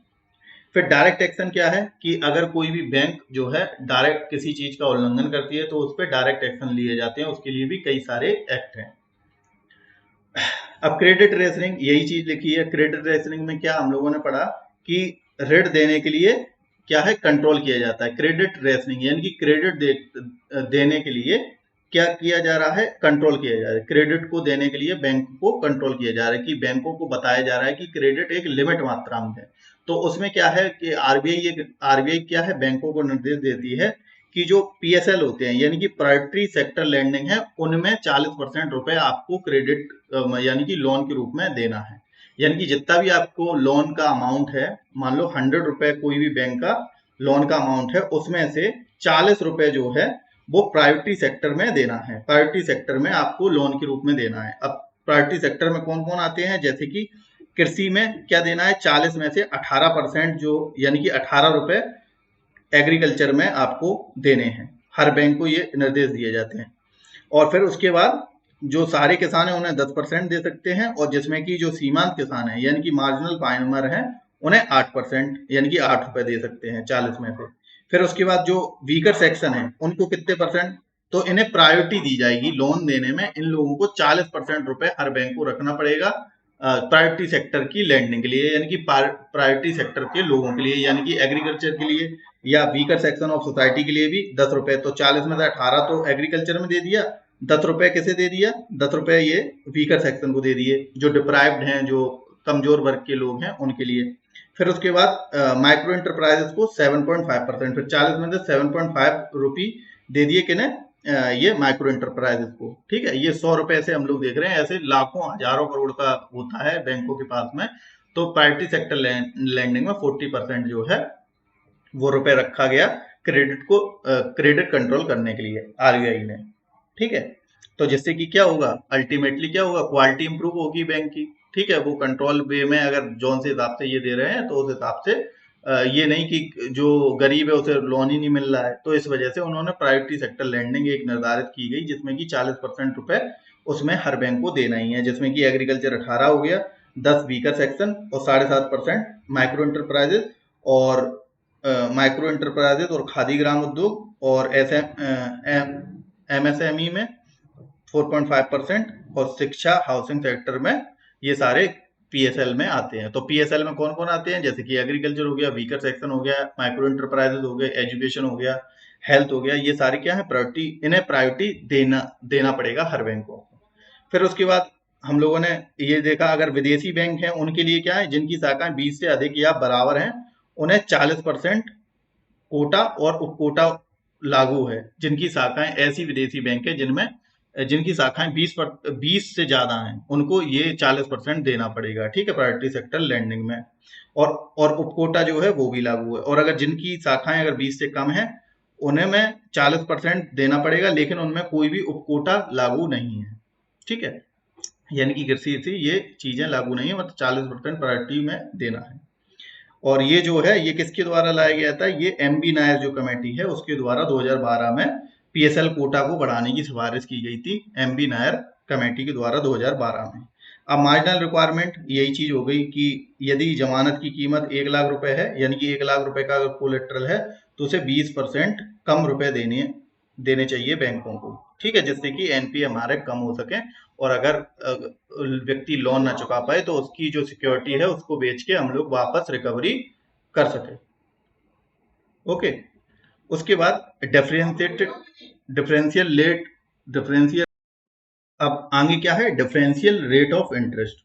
अब इसमें क्या है, डिफरेंशियल रेट ऑफ इंटरेस्ट का मतलब ये है कि जैसे कि मान लो कोई ऐसा मेंबर है, कोई व्यक्ति बैंक का कोई परमानेंट मेंबर है, कोई बड़ा बिजनेसमैन है, तो उसे डिफरेंशियल रेट ऑफ इंटरेस्ट पर लोन देंगे, जिससे कि क्या होगा कि जो उसकी जो है उसकी अच्छे संबंध बने रहे बैंक के साथ में, क्योंकि वो क्या है, वो बहुत ज्यादा रुपए जमा करता है, एक बार में बैंक में 500 करोड़ जमा करता है, तो उसे जो कन्वेंशनल रेट है, जो बैंकों का जो अन्य लोगों के लिए रेट है, उससे कम पे भी जो है लोन दिया जा सकता है। जैसे वीकर सेक्शन है उनको भी डिफरेंशियल रेट ऑफ इंटरेस्ट पर बैंक रुपए कम दे सकती हैं। तो उसमें क्या है, डिफरेंशियल रेट ऑफ इंटरेस्ट मतलब कि एक से रेट ना देके व्यक्ति के हिसाब से जो है बैंकें अपना लोन दे सकती हैं। जैसे कि 8% सब जगह दे रहे हैं तो उसको 7% देंगे, किसी को 12% में देंगे, तो उसी को क्या कहते हैं, डिफरेंशियल रेट ऑफ इंटरेस्ट। फिर उसके बाद अदर मेजर्स में जैसे कि हम लोगों ने मोरल स्वाजन देखा, प्रेरणा और समझाइश के जरिए बैंकों को वांछित नीति उपयोग करना, जैसे कि यही हम लोगों ने देख लिया। उसके बाद डायरेक्ट एक्शन में क्या है, बैंकों अगर आरबीआई का पालन नहीं कर रहा है, आरबीआई के निर्देशों का पालन बैंक नहीं कर रहा है, तो उस पर दंड भी लगाए जाते हैं। जैसे कि आरबीआई एक्ट 1934 के अकॉर्डिंग बैंकों पे दंड लगाए जा सकते हैं। जो बैंकिंग रेगुलेशन एक्ट है 1949 का, उससे, या जो धन संशोधन निवारण अधिनियम है जो उस 2002 उसके तहत, तो ये डायरेक्ट एक्शन लिया जा सकता है। फेमा है, फॉरेन एक्सचेंज मैनेजमेंट एक्ट जो 1999 का है, इसके थ्रू बैंकों पर रेगुलेशन किया जाता है कि ज्यादा जो है विदेशी मुद्रा का निवेश मतलब होल्ड ना करें। फिर पेमेंट एंड सेटलमेंट जो अधिनियम है उसके खिलाफ। तो ये क्या है, ये डायरेक्ट मेजर है, ये इनके जो ये लॉ हैं इनके अकॉर्डिंग जो है बैंकों पर डायरेक्ट रेगुलेट किया जा सकता है, डायरेक्ट जो है कोई भी जो है प्रतिबंध लगाया जा सकता है। अब अंतर ये है, जैसे कि हम लोगों ने ये सारा पढ़ा, जैसे कि क्वांटिटेटिव मेजर में हम लोगों ने सीआरआर, एसएलआर, रेपो रेट और reverse repo rate, open market operation, MSF, ये सारी चीजें पढ़ी। ठीक है, एलएएफ। और इसमें क्या है, इसमें होता क्या है, जो क्वांटिटेटिव मेजर हैं मॉनेटरी पॉलिसी कमेटी के, इसमें क्या है, टोटल जो मुद्रा की मात्रा है उस पर कंट्रोल किया जा सकता है, और इससे क्या होता है, संपूर्ण जो इकोनॉमी है उसको इफेक्ट पड़ता है। अब गुणात्मक उपयोग यानी कि क्वालिटेटिव मीजर में कि कोई भी बैंक अगर गड़बड़ कर रहा है तो ये मतलब नहीं कि हर बैंक पे वो चीज लागू हो जाए। तो इसमें क्या है, कुछ विशिष्ट क्षेत्रों में होता है, और प्राथमिक क्षेत्र जैसे कि कृषि, एसएमई आदि। और इसमें हम लोग क्रेडिट रेशनिंग देख चुके हैं, मार्जिनल और differential rate of interest, moral suasion, ये सारे देख चुके हैं। ये सारे क्या है, क्वालिटी को इम्प्रूव करने के लिए जो है चीजें हैं। अब क्वालिटी में और भी जैसे कि केवाईसी कराना, जिससे कि हम लोग जो बैंक हैं अपने कस्टमर को बेहतर रूप से जान सकें, नो योर कस्टमर केवाईसी के रूप में। तो ये सारे मीजर क्या है, क्वालिटी को इम्प्रूव करने के लिए हैं। और क्वांटिटेटिव वाले हम लोगों ने सारे रेट देख ही लिए। अब इसके बाद टाइप्स ऑफ मॉनेटरी पॉलिसी। अब जो मॉनेटरी पॉलिसी है उसके क्या क्या टाइप हो सकते हैं, यानी कि अब सारी रेट हमने देख लिए कंट्रोल करने के लिए। अब उन रेट को कैसे उपयोग किया जाए कि मार्केट में जो है इन्फ्लेशन को कंट्रोल किया जाए और इकोनॉमिक ग्रोथ को बढ़ावा दिया जाए। तो उसके लिए दो जो है मॉनेटरी पॉलिसी होती है, दो टाइप की मॉनेटरी पॉलिसी होती है। एक होती है कॉन्ट्रैक्शनरी मनी पॉलिसी, एक होती है एक कॉन्ट्रैक्शनरी, एक होती है एक्सपेंशनरी मनी पॉलिसी।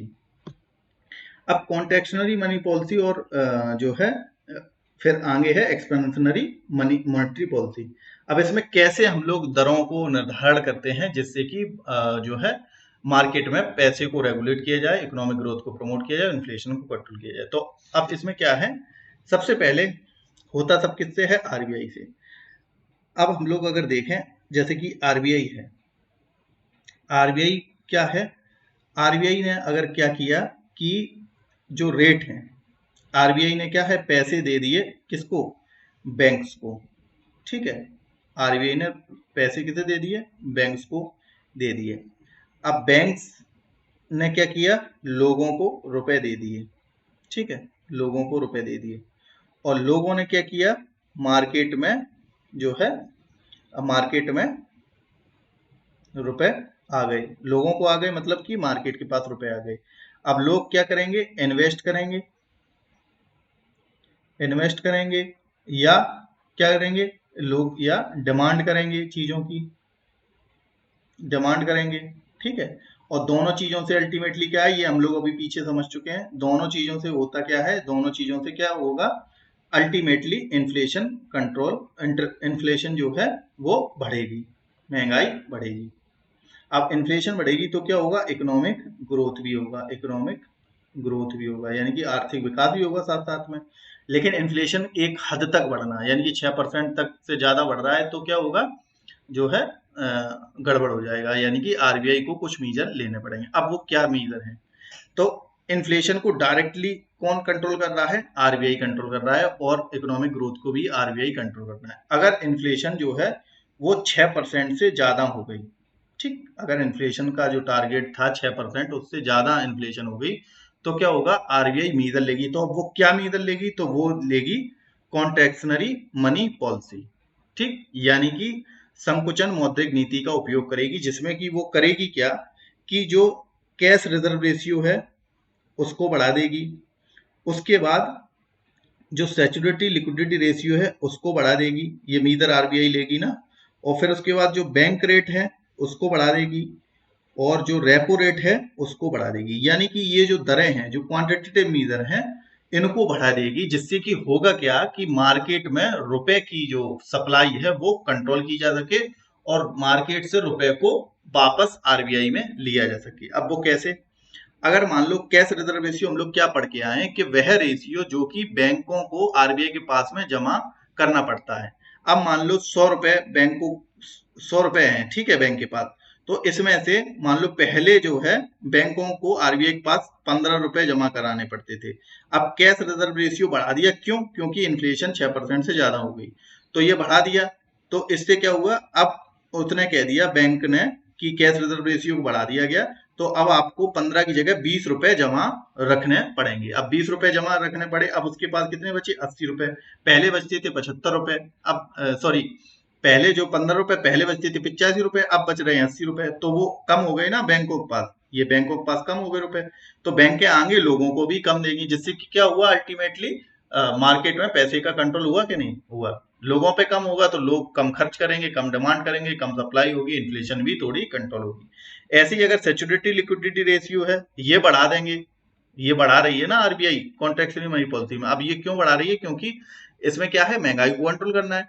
अब इसमें क्या है, सिक्योरिटी लिक्विडिटी रेशियो, क्या हम लोगों ने पढ़ा कि बैंकों को अपने पास रखना पड़ता था जो मनी, मान लो 15 रुपए पहले रखने थे, तो ये भी बढ़ा दिया, तो ये कर दिया 20%। ठीक है, मान लो वो रेट तो हम लोग देखेंगे एक्चुअल में क्या होते हैं, लेकिन अभी ये मान लो 20% कर दिया, तो बैंकों को अब अपना जो टोटल उसके पास रुपए है एनडीटीएल का, उसका मान लो 20 अब रखना है, पहले 15 रखता था, तो क्या बैंकों पे रुपए कम होंगे, ऐसे ही लोगों पे भी कम होंगे, फिर अल्टीमेटली फिर लोगों को कम मिलेंगे, तो फिर मार्केट में रुपए कम होगा, और फिर अल्टीमेटली ये फिर बैंक रेट क्या थी, इसमें क्या था, ये रेट अगर बढ़ा दिया, बैंक रेट बढ़ा दिया, इसका मतलब जो आरबीआई से बैंकें ले रही हैं रुपए, आरबीआई से बैंकें रुपए लेती हैं बैंक रेट में लॉन्ग टर्म के लिए, अब ये रेट बढ़ा दिया तो क्या बैंकें कम रुपए ले पाएंगी, क्योंकि उसका रेट ज्यादा है, मतलब उसका जो बैंक रेट है वो ज्यादा है, मान लो पहले 5% पे लेती थी, अब वो 8% कर दिया, तो बैंकें रुपए कम ले पाएंगी, फिर अल्टीमेटली वही चीज है जो मैं बता रहा हूं ऊपर, कि मार्केट में रुपए कंट्रोल हुआ। ऐसी रेपो रेट है, इसमें भी बैंक का रुपए, सॉरी आरबीआई से रुपए लेती हैं बैंकें, वो भी कितने, किस फॉर्म में, 1 साल से कम के लिए। बैंक रेट और रेपो रेट में बस यही अंतर है, 1 साल से ज्यादा और 1 साल से कम। बैंक रेट 1 साल से ज्यादा के लिए जब लोन लेती हैं बैंकें आरबीआई से, और रेपो रेट जिसमें 1 साल से कम में, तो इसमें भी फिर अल्टीमेटली सेम चीज होगी। तो समझ गए ये कैसे हुआ?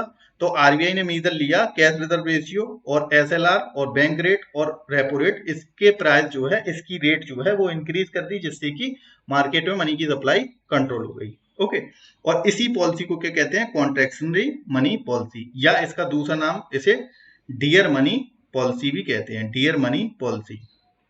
ओके, यानी कि इसमें क्या किया, कॉन्ट्रैक्ट कर दिया, यानी कि आरबीआई ने अपने हाथ खींच लिए कि पूरे जो है जो मार्केट में पैसा है उसे हमें कंट्रोल करना है, महंगाई को कंट्रोल करने के लिए। ओके, तो यही सारा कुछ लगा है, महंगाई को नियंत्रित करने के लिए कॉन्ट्रैक्शनरी मनी पॉलिसी चलाई जाती है, जिसमें cash reserve ratio, security liquidity ratio, bank rate, repo rate बढ़ाई जाती है, और रिवर्स रेपो रेट जो है बढ़ाई जाती है, जिसमें बैंक जो है अतिरिक्त पैसा जनता के ऋण देने के लिए बजाय आरबीआई के पास जमा करें। ठीक है, तो रिवर्स रेपो रेट भी बढ़ाई जाती है, और इस नीति में ऋण क्या हो जाता है, महंगा, ऑब्वियस सी चीज है, इसमें जब रेट बढ़ जाएंगे, अब आरबीआई जब रेट बढ़ा रहा है अपने, तो आगे बैंकें भी तो लोगों को देने के लिए रेट बढ़ाएंगी, क्योंकि उनके पास पैसे कम है, तो फिर आगे आरबीआई भी जो लोगों को, सॉरी बैंकें भी जो रुपए लेंगी, लोगों को जो लोन देंगी, उस पर भी रेट ज्यादा होगा, जिससे कि लोग कम लोन ले पाए और रुपए की मात्रा कंट्रोल हो पाए मार्केट में। ओके, तो इसी को कहते हैं डियर मनी पॉलिसी। अब यही सब चीजें लिखी हैं, फिर उसके बाद जस्ट इसका उल्टा, जो अभी हम लोगों ने देखा, इसका उल्टा, यानी कि इसमें क्या होगा, cash reserve ratio, security liquidity ratio, अगर मार्केट में पैसे का फ्लो बढ़ाना है, यानी कि बहुत ही मार्केट में कमी है और महंगाई भी बहुत ही कम है, और जिसकी वजह से इकोनॉमिक ग्रोथ भी नहीं हो पा रही है, तो ये क्या है, तो क्या करेगी, इसका जस्ट विपरीत मनी पॉलिसी होती है, जिसे कहते हैं एक्सपेंशनरी मनी पॉलिसी, यानी कि एक्सपेंशन करना है, मार्केट में रुपए को बढ़ाना है आरबीआई को, तो क्या करेगी, cash reserve ratio, security liquidity ratio, repo rate और बैंक रेट का क्या कर देगी, इसकी दरें को कम कर देगी, जिससे कि बैंकों के पास ज्यादा पैसा जा पाए, और बैंकों के पास ज्यादा जाएगा तो लोगों के पास ज्यादा जाएगा, लोगों के पास ज्यादा गया तो मार्केट में रुपए ज्यादा आ जाएगा, जिससे कि जो है इकोनॉमिक ग्रोथ बढ़ सके। ओके, तो यही चीज है, ये किसके लिए, डेवलपमेंट के लिए, विकास को प्रोत्साहित करने के लिए होती है, और अगर मंदी हो तो उसे जो है उससे उबरने के लिए होता है, तो इसमें SLR, bank rate, repo rate, reverse repo rate ये बढ़ाया जाता है, इसे कम किया जाता है, बढ़ाया जाता है कॉन्ट्रैक्शनरी में, और एक्सपेंशनरी मनी पॉलिसी है, और एक्सपेंशनरी मनी पॉलिसी अपनाई जाती है, और 2009 में ये मंदी के बाद में आरबीआई ने ये पॉलिसी अपनाई थी, और 2010 में आरबीआई ने फिर कॉन्ट्रैक्शनरी मनी पॉलिसी अपनाई थी, तो ये चीज देख लेना। ओके, अब इसके बाद कुछ महत्वपूर्ण शब्दावली क्या है, जैसे कि सिक्योरिटी, सिक्योरिटी क्या है, एक दस्तावेज है, जो ये सिक्योरिटी हम लोग देख चुके हैं कि एक दस्तावेज है जो किसी धारक को निश्चित धनराशि के रूप में मिलता है, जैसे कि गवर्नमेंट सिक्योरिटीज क्या होता है, गवर्नमेंट द्वारा एक सिक्योरिटी पेपर इशू किया जाता है, जिस पर एक अमाउंट लिख दिया जाता है कि अगर आप इतना पे करेंगे तो आपको जैसे मान लो 1 लाख का पेपर है तो वो 95,000 रुपए में बैंकों द्वारा मिल गया। वो कैसे मिल गया? आरबीआई को बैंक गवर्नमेंट ने आरबीआई को दिया, आरबीआई ने बैंकों को दिया और बैंकों ने लोगों को दिया, जिससे कि सबका फायदा हो रहा है और सब और जो रुपए भी अल्टीमेटली गवर्नमेंट के पास पहुंच रहे हैं। ठीक है, तो सिक्योरिटी मनी ये होता है। ऐसी जीसैक क्या है? ये 1 वर्ष के लिए होती है, जो गवर्नमेंट सिक्योरिटी होती है, ऐसे ही पेपर लाइक होती है। इसे आरबीआई या एलआईसी जो प्राइमरी डीलर्स हैं, प्राइमरी डीलर्स के बारे में हम लोग समझ गए ना पहले वीडियो का। अगर आपको नहीं पता प्राइमरी डीलर्स क्या होते हैं तो पहले वीडियो में हम लोगों ने देखा है। प्राइमरी डीलर्स, बीसी, सारा कुछ हम लोगों ने देख रखा है। टी बिल्स क्या होते हैं? ये ट्रेजरी बिल्स होते हैं और ये 1 साल से कम के लिए होते हैं, तो ये चीज याद रखनी है। 1 साल से कम के लिए टी बिल्स होते हैं, जिसमें कि 91 पीरियड, फिर इसका दुगना 182 डेज के लिए, फिर इसका 4 गुना, 91 का 4 गुना कितना हो गया? 364 दिन, यानी कि ये 1 साल के कम के लिए इन 3 डेज में दिए जाते हैं। ठीक, टी बिल्स या तो 91 डे के लिए और 182 डेज के लिए और 364 के लिए। तो जैसे गवर्नमेंट सिक्योरिटी का सेल परचेज होता है, ऐसे ही जो है टी बिल्स का होता है। इसके बारे में हम लोग देखेंगे आगे। तो ये पॉलिसी है, ये हम लोगों ने देख लिया कि कॉन्ट्रैक्शनरी मनी पॉलिसी है। तो इसमें क्या होगा? जो ऋण यानी कि लोन महंगी हो जाएगी और मांग क्या हो जाएगी? घट जाएगी। और इसमें क्या होगा? एक्सपेंशनरी वाली में ये दोनों पढ़ चुके हैं, इसमें क्या होगा? लोन सस्ता हो जाएगा और जिससे मांग बढ़ेगी, ऑब्वियस ही चीज है। अब एसेट्स क्या होते हैं? अब ऐसी वस्तुएं या संसाधन जो किसी संस्था आरबीआई के पास हो और भविष्य में वह आर्थिक लाभ पहुंचा सके। जैसे कि एसेट्स में अगर एग्जाम्पल के तौर पर समझें तो एसेट वो सब चीज जो आपके पास में है और आगे वह जो आर्थिक लाभ पहुंचाती है। जैसे कि आपके पास जो आपका घर है तो वो क्या है? आपका एक एसेट है। अगर उसे आगे भविष्य में आप अगर बेचेंगे तो उससे आर्थिक लाभ मिलेगा, यानी कि रुपए मिलेंगे। तो उन सारी चीजों को क्या कहते हैं? आर्थिक लाभ कहते हैं। अब जिसमें कि आरबीआई की एसेट के बारे में देखते हैं तो क्या है? जैसे कि गोल्ड है, फॉरेन सिक्योरिटी है, यानी कि फॉरेन सिक्योरिटी आरबीआई के पास जमा होती है। तो हम लोगों ने देखा होगा आरबीआई तो जो है करेंसी भी प्रिंट करती है। तो आरबीआई उतनी ही करेंसी प्रिंट करती है जितना जितना कि उसके पास में रिजर्व होता है। वो गोल्ड और फॉरेन एक्सचेंज रिजर्व के रूप में होता है। इसके बारे में भी हम लोग आगे के वीडियोज में देखेंगे कि कैसे आरबीआई कितनी मनी प्रिंट कर सकता है, उसके बारे में। तो फॉरेन सिक्योरिटी होती हैं ये, और इंडियन गवर्नमेंट सिक्योरिटीज होती हैं, और कॉइन और रुपीज, ये सारी क्या है? ये सारी गवर्नमेंट के एसेट हैं, ये आरबीआई के एसेट हैं। ओके, अब लाइबिलिटीज क्या है? लाइबिलिटीज वो चीजें होती हैं जिन्हें भविष्य में उनको वापस करना होगा और उनके लिए जो है चुकाने के लिए उनका काम होता है। जैसे कि वे दायित्व संस्थाएं होती हैं जो दूसरों को चुकाने हेतु, यदि जो संस्था दूसरों को देनदार होती हैं। यानी कि लाइबिलिटीज वो चीजें होती हैं जैसे कि जो चीज आपको वापस करनी है भविष्य में जाके। जैसे कि एग्जाम्पल के लिए ये समझ सकते हैं कि जैसे मान लो मेरे पास एक कार है, ठीक। अब मेरा कोई फ्रेंड है, उसने क्या लिया मुझसे, ये वो कार क्या है? कार मेरा क्या है? एसेट है। एसेट है कि नहीं? वो मेरी है, खुद की ओन करता हूं मैं कार।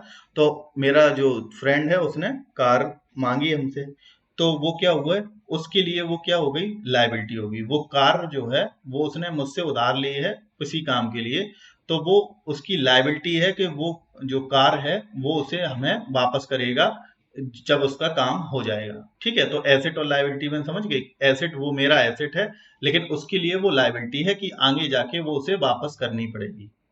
ठीक है, नहीं तो उसे इकोनॉमिक लॉस होगा। तो समझ के एक जो है एसेट और लाइबिलिटी का क्या मतलब होता है। अब लाइबिलिटी में ये चीजें होती हैं जैसे कि जो करेंसी, जो अभी चलन में करेंसी है वो क्या है? एक तरीके से लाइबिलिटी है आरबीआई की। और बैंक व पब्लिक बैंक्स और गवर्नमेंट जो करेंसी की होल्डिंग है वो सारी कुछ। ठीक है, अब महत्वपूर्ण संकेतक क्या होते हैं? ये करेंसी डिपॉजिटरी रेशियो और रिजर्व डिपॉजिटरी रेशियो। अब सीडीआर क्या होता है? नगद बनाम बैंक में जमा का अनुपात। जितना मतलब नगद जमा है और बैंक में जमा के रेशियो को क्या कहा जाता है? Cash depository ratio. फिर रिजर्व डिपॉजिटरी रेशियो में कि बैंकों का आरबीआई के पास जमा और के पास जमा का अनुपात। ठीक है, बैंकों का आरबीआई के पास में जमा का अनुपात को क्या कहते हैं? ये रिजर्व डिपॉजिटरी रेशियो कहते हैं। ठीक है, और ये जो CDR ये क्या दिखाता है, जनता के बिहेवियर को बताता है, और ये मौद्रिक नियंत्रण को का एक उपकरण है RDR। ओके, एसेट और लायबिलिटीज के बारे में हम लोगों ने देख लिया। अब फाइनेंशियल इंक्लूजन क्या है? फाइनेंशियल इंक्लूजन क्या है? फाइनेंशियल इंक्लूजन वो चीज है कि अगर जो बिल्कुल एंड कस्टमर है वहां तक भी बैंकिंग की सर्विसेज पहुंच पाए। यानी कि अगर कोई व्यक्ति दिल्ली NCR में रहता है, उसके पास जितनी बैंकिंग की सुविधाएं हैं वो किसी भारत के छोटे से गांव में तक पहुंच पाए, उसी को क्या कहते हैं? Financially inclusion. यानी कि बैंकों का, RBI का ये उद्देश्य है कि हर व्यक्ति के पास में सारी बैंकिंग सुविधाएं पहुंच पाए, उसी को क्या कहते हैं? Financial inclusion. यानी कि वह सारी बैंक सेवाओं का उपयोग करने लगा, जिससे कि क्या हो गया? वह फाइनेंशियली इंक्लूड हो गया, जो है RBI के तौर पर, RBI के नजर में। तो वित्तीय समावेशन का अर्थ क्या है? समाज के सभी वर्गों, विशेषकर कमजोर और वंचित वर्ग हो या रिमोट एरिया हो, उन हर जगह पे बैंकों की शाखा हो, और जो भी सुविधाएं एक मेट्रो सिटी मिल रही हैं वो गांव तक पहुंच पाए, उसी को क्या कहते हैं? Financial inclusion. बैंकिंग और वित्तीय सेवाएं जैसे बचत खाता, ऋण जमा, पेंशन, रिमिटेंस की सुलभ और किफायती जो है पहुंच हो सके, उसी को क्या कहते हैं? Financial inclusion. ओके, अब प्री परफॉर्म एरा सरकार के द्वारा उठाए गए कदम। बैंकों का जो फाइनेंशियल इंक्लूजन है उसके लिए कुछ गवर्नमेंट के द्वारा कदम उठाए गए कि कैसे कंक्लूड किया जाए हर व्यक्ति को, चाहे वो डिप्राइव्ड सोसाइटी का हो, चाहे वो रिमोट एरिया का हो, चाहे वो हिली एरिया का हो, सबके पास सारी बैंकिंग सुविधाएं, बैंकों का यूज सारे लोग कर सकें। तो उसके लिए क्या मीजर उठाई गई? सबसे पहले तो बैंकों का नेशनलाइजेशन किया गया। हम लोग जानते हैं 1969 और 1980 में 2 बार बैंकों का नेशनलाइजेशन हुआ, जिससे कि बैंकों पर लोगों का ट्रस्ट बन सके, ठीक है, और बैंकों में लोग ट्रस्ट कर सकें और अपना रुपए जमा करा सकें वहां पे। तो ये क्या है? एक फाइनेंशियल इंक्लूजन के लिए एक कदम था।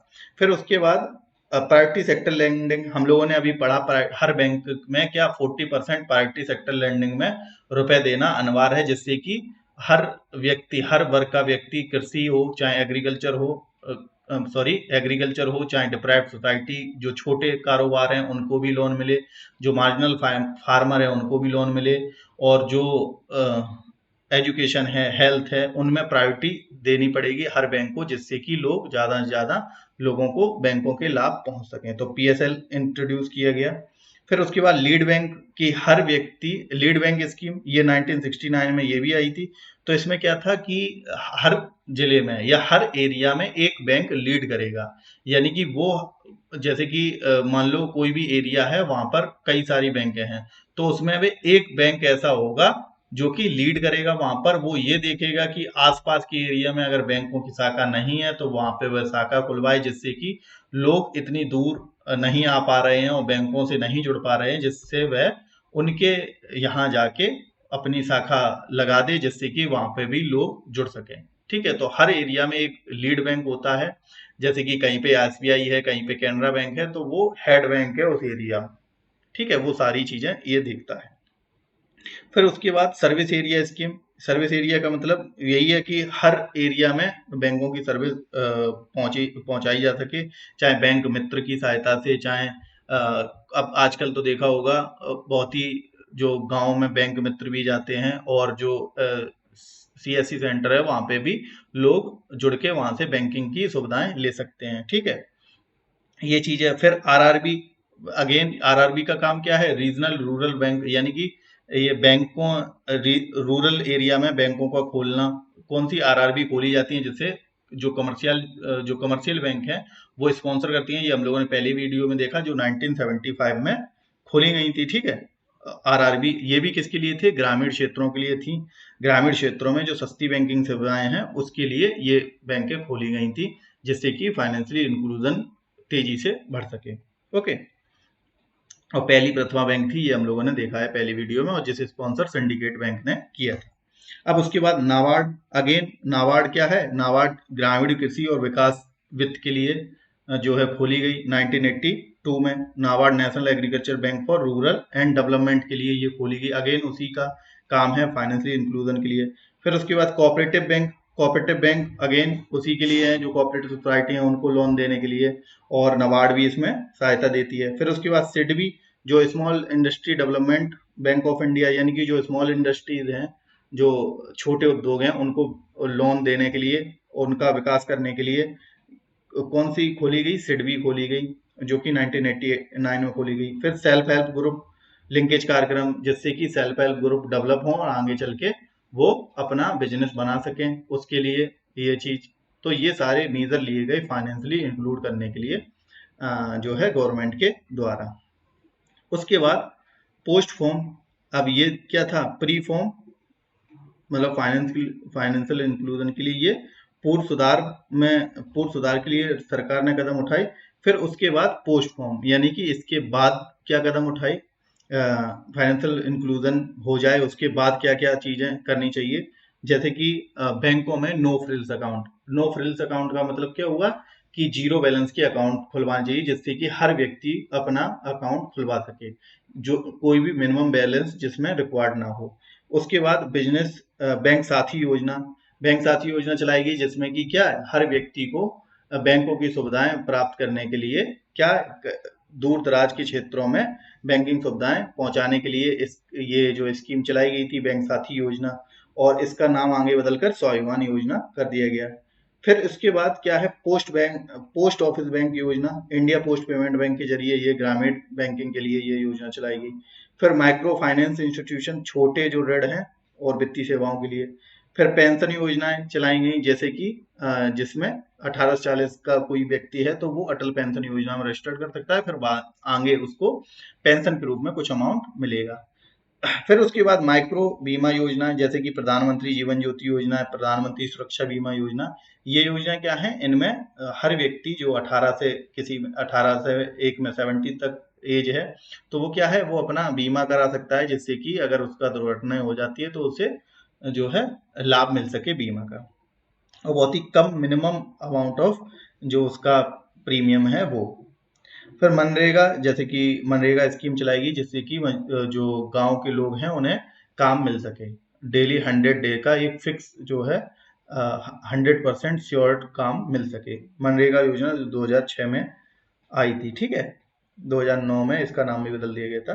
तो ये सब चीजें हैं, ये मीदर थे जो प्री प्री रिफॉर्म एरा के थे, और ये उसके बाद के थे पोस्ट रिफॉर्म एरा के, ये गवर्नमेंट द्वारा लिए गए। उसके बाद इंक्लूसिव ग्रोथ क्या है? कि समावेशी विकास, मतलब कि हर वर्ग के क्षेत्र को साथ में चलकर जो है डेवलप करना है। इंक्लूसिव ग्रोथ क्या है?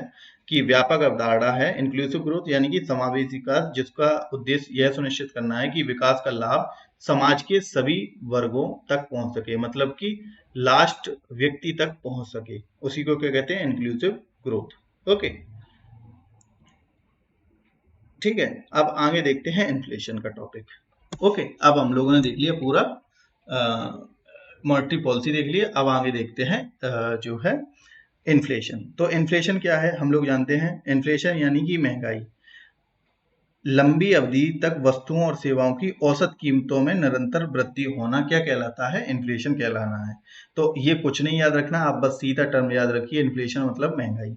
ओके, और ये एक मैक्रो इकोनॉमिक की अवधारणा है। ये कोई एक चीज की अवधारणा नहीं, बहुत छोटे से कोई एक घर की बात नहीं, ये पूरे देश को लेकर, पूरे देश की इकोनॉमी को लेकर ये अवधारणा है। यानी कि इन्फ्लेशन एक मैक्रो इकोनॉमिक का टर्म है, यानी कि पूरे देश के बारे में बात की जाती है इसमें, ठीक है। और इसमें होता क्या है? परचेजिंग पावर घट जाती है, यानी कि जब महंगाई बढ़ जाएगी, महंगाई बढ़ेगी क्यों? ठीक है, क्यों बढ़ेगी बताओ? तो महंगाई बढ़ेगी क्योंकि क्या है? लोगों के पास पैसे हैं, तभी तो क्या है, सारे लोगों के पास पैसे हैं, वो खर्च कर रहे हैं, जिससे कि महंगाई बढ़ रही है। लेकिन क्या हुआ उसमें? हुआ क्या है कि वस्तुओं की डिमांड भी बढ़ रही है और उधर सप्लाई कम होती जा रही है वस्तुओं की, क्योंकि लोगों पे ज्यादा से ज्यादा है रुपए। तो क्या होगा उसमें? रुपये की जो वैल्यू है वो कम हो जाएगी, जिससे कि क्या है, रुपये की जो परचेजिंग वैल्यू है, यानी कि कोई चीज पहले मान लो तुम 100 रुपए में लेते थे, अब वो 150 रुपए में मिल रही है, तो क्या हुआ? रुपये की वैल्यू घट गई, जिससे कि क्या हो गया? परचेजिंग पावर जो है वो घट गई। तो समझ गए ये परचेजिंग पावर क्यों घट जाएगी महंगाई बढ़ने के साथ में? कि पैसे की जो रुपये की जो परचेजिंग पैरिटी है, परचेजिंग पावर जो है वो घट जाती है। अब समझ गए क्यों घट जाएगी? अब टाइप ऑफ इन्फ्लेशन क्या क्या है? सबसे पहले तो इन्फ्लेशन का एक टाइप है डिमांड पुल इन्फ्लेशन, यानी कि जब डिमांड बढ़ जाएगी तब इन्फ्लेशन होती है, उसे कहते हैं डिमांड पुल इन्फ्लेशन। इसमें क्या है, जो एग्रीगेटेड डिमांड है, एग्रीगेटेड डिमांड जैसे कि डिमांड बढ़ रही है लेकिन उतनी एग्रीगेटेड सप्लाई नहीं आ रही है, जिससे कि क्या है, इन्फ्लेशन हो जाएगी, यानी कि महंगाई हो जाएगी। उसे क्या कहेंगे, डिमांड के द्वारा बढ़ाई गई महंगाई है। अब इसमें होगा क्या क्या, अगर डिमांड पुल इन्फ्लेशन है, इसमें होगा क्या? अब कॉमन सेंस से आप लोग समझें, ये चीजें जो पॉइंट लिखे जरूर हैं, लेकिन आप लोग अगर समझें कि अगर एग्रीगेट डिमांड जो है लोगों की बढ़ गई, इसका मतलब क्या हुआ, लोगों के पास जो है मनी सप्लाई ज्यादा है मार्केट में, तभी लोगों के पास पैसा ज्यादा है। तो पहला पॉइंट क्या हुआ, मनी सप्लाई में वृद्धि हो जाएगी। अगर डिमांड पुल इन्फ्लेशन है, इसका मतलब क्या हुआ, लोगों के पास पैसा है, मतलब मार्केट में पैसा है, यानी कि मनी सप्लाई ज्यादा है। दूसरी चीज है फॉरेक्स रिजर्व में वृद्धि, यानी कि अब फॉरेन एक्सचेंज रिजर्व में कैसे वृद्धि हो जाएगी? अब जो है, अब डिमांड ज्यादा है तो क्या होगा, इंपोर्ट ज्यादा होगा, जिससे कि क्या होगा, फॉरेन जो रुपीज है, फॉरेन जो एक्सचेंज रिजर्व है वो बढ़ जाएगा। ओके, उसके बाद क्या है, जो फिस्कल स्टिमुलस, यानी कि गवर्नमेंट जो है ज्यादा स्पेंडिंग कर रही है मार्केट में, रुपए ज्यादा लगा रही है, ये भी तो इसका मतलब हुआ, तब तभी क्या है, महंगाई ज्यादा है, डिमांड ज्यादा है लोगों के पास, कि गवर्नमेंट ने ज्यादा खर्च किया है। उसके बाद एक्सपोर्ट में वृद्धि हो जाएगी। अब एक्सपोर्ट में कैसे वृद्धि हो जाएगी, जैसे कि अब क्या होगा कि जैसे कि ज्यादा से ज्यादा लोग क्या करेंगे, एक्सपोर्ट चीजों को करेंगे और इम्पोर्ट को कम करेंगे, इम्पोर्ट कम करेंगे, एक्सपोर्ट ज्यादा करेंगे, क्योंकि क्या है, पैसा ज्यादा है मार्केट में तो एक्सपोर्ट ज्यादा बढ़ेगा, और एक्सपोर्ट ज्यादा बढ़ेगा तो क्या होगा, फॉरेन एक्सचेंज ज्यादा आएगा, कहाँ पे, इंडिया के अंतर्गत, इंडिया के परिप्रेक्ष्य में, या पूरे कोई भी एक कंसेप्ट के रूप में बात कर रहे हैं, तो जो भी कंट्री है उसमें फॉरेन एक्सचेंज रुपए रिजर्व बढ़ेगा, तो एक्सपोर्ट बढ़ेगा तो क्या होगा, फॉरेन फॉरेन रिजर्व भी बढ़ेगा। ठीक है, ये सारे क्या हैं, इफेक्ट हैं इसके, अगर डिमांड पुल इन्फ्लेशन के। फिर क्या है, डेप्रिसिएशन ऑफ रुपीज। अब मार्केट में रुपए ज्यादा है तो क्या हो जाएगी, उसकी वैल्यू घट जाएगी, यानी कि डेप्रिसिएशन ऑफ रुपीज। ऑब्वियस चीज, अभी मैंने एग्जांपल दिया था कि जो वैल्यू है रुपए की वो घट जाएगी। क्यों? क्योंकि पहली कोई चीज अगर मान लो 10 रुपए में आती थी, वो अब 15 रुपए में आ रही है, इसका मतलब रुपए की जो वैल्यू है वो घट गई, तभी तो क्या हुआ, उसका वैल्यू जो है 10 की बजाय 15 हो गई। ओके, तो ये चीज हो गई। फिर डेफिसिट फाइनेंसिंग होगी, इस समय क्या होगा, घाटे में रुपए दिए जाएंगे तभी, डेफिसिट फाइनेंसिंग। अब उसके बाद कॉस्ट पुश इन्फ्लेशन। अब कॉस्ट पुश इन्फ्लेशन एक, अब ये डिमांड के कारण हम लोगों ने देख लिया कौन सा इन्फ्लेशन, डिमांड पुल इन्फ्लेशन।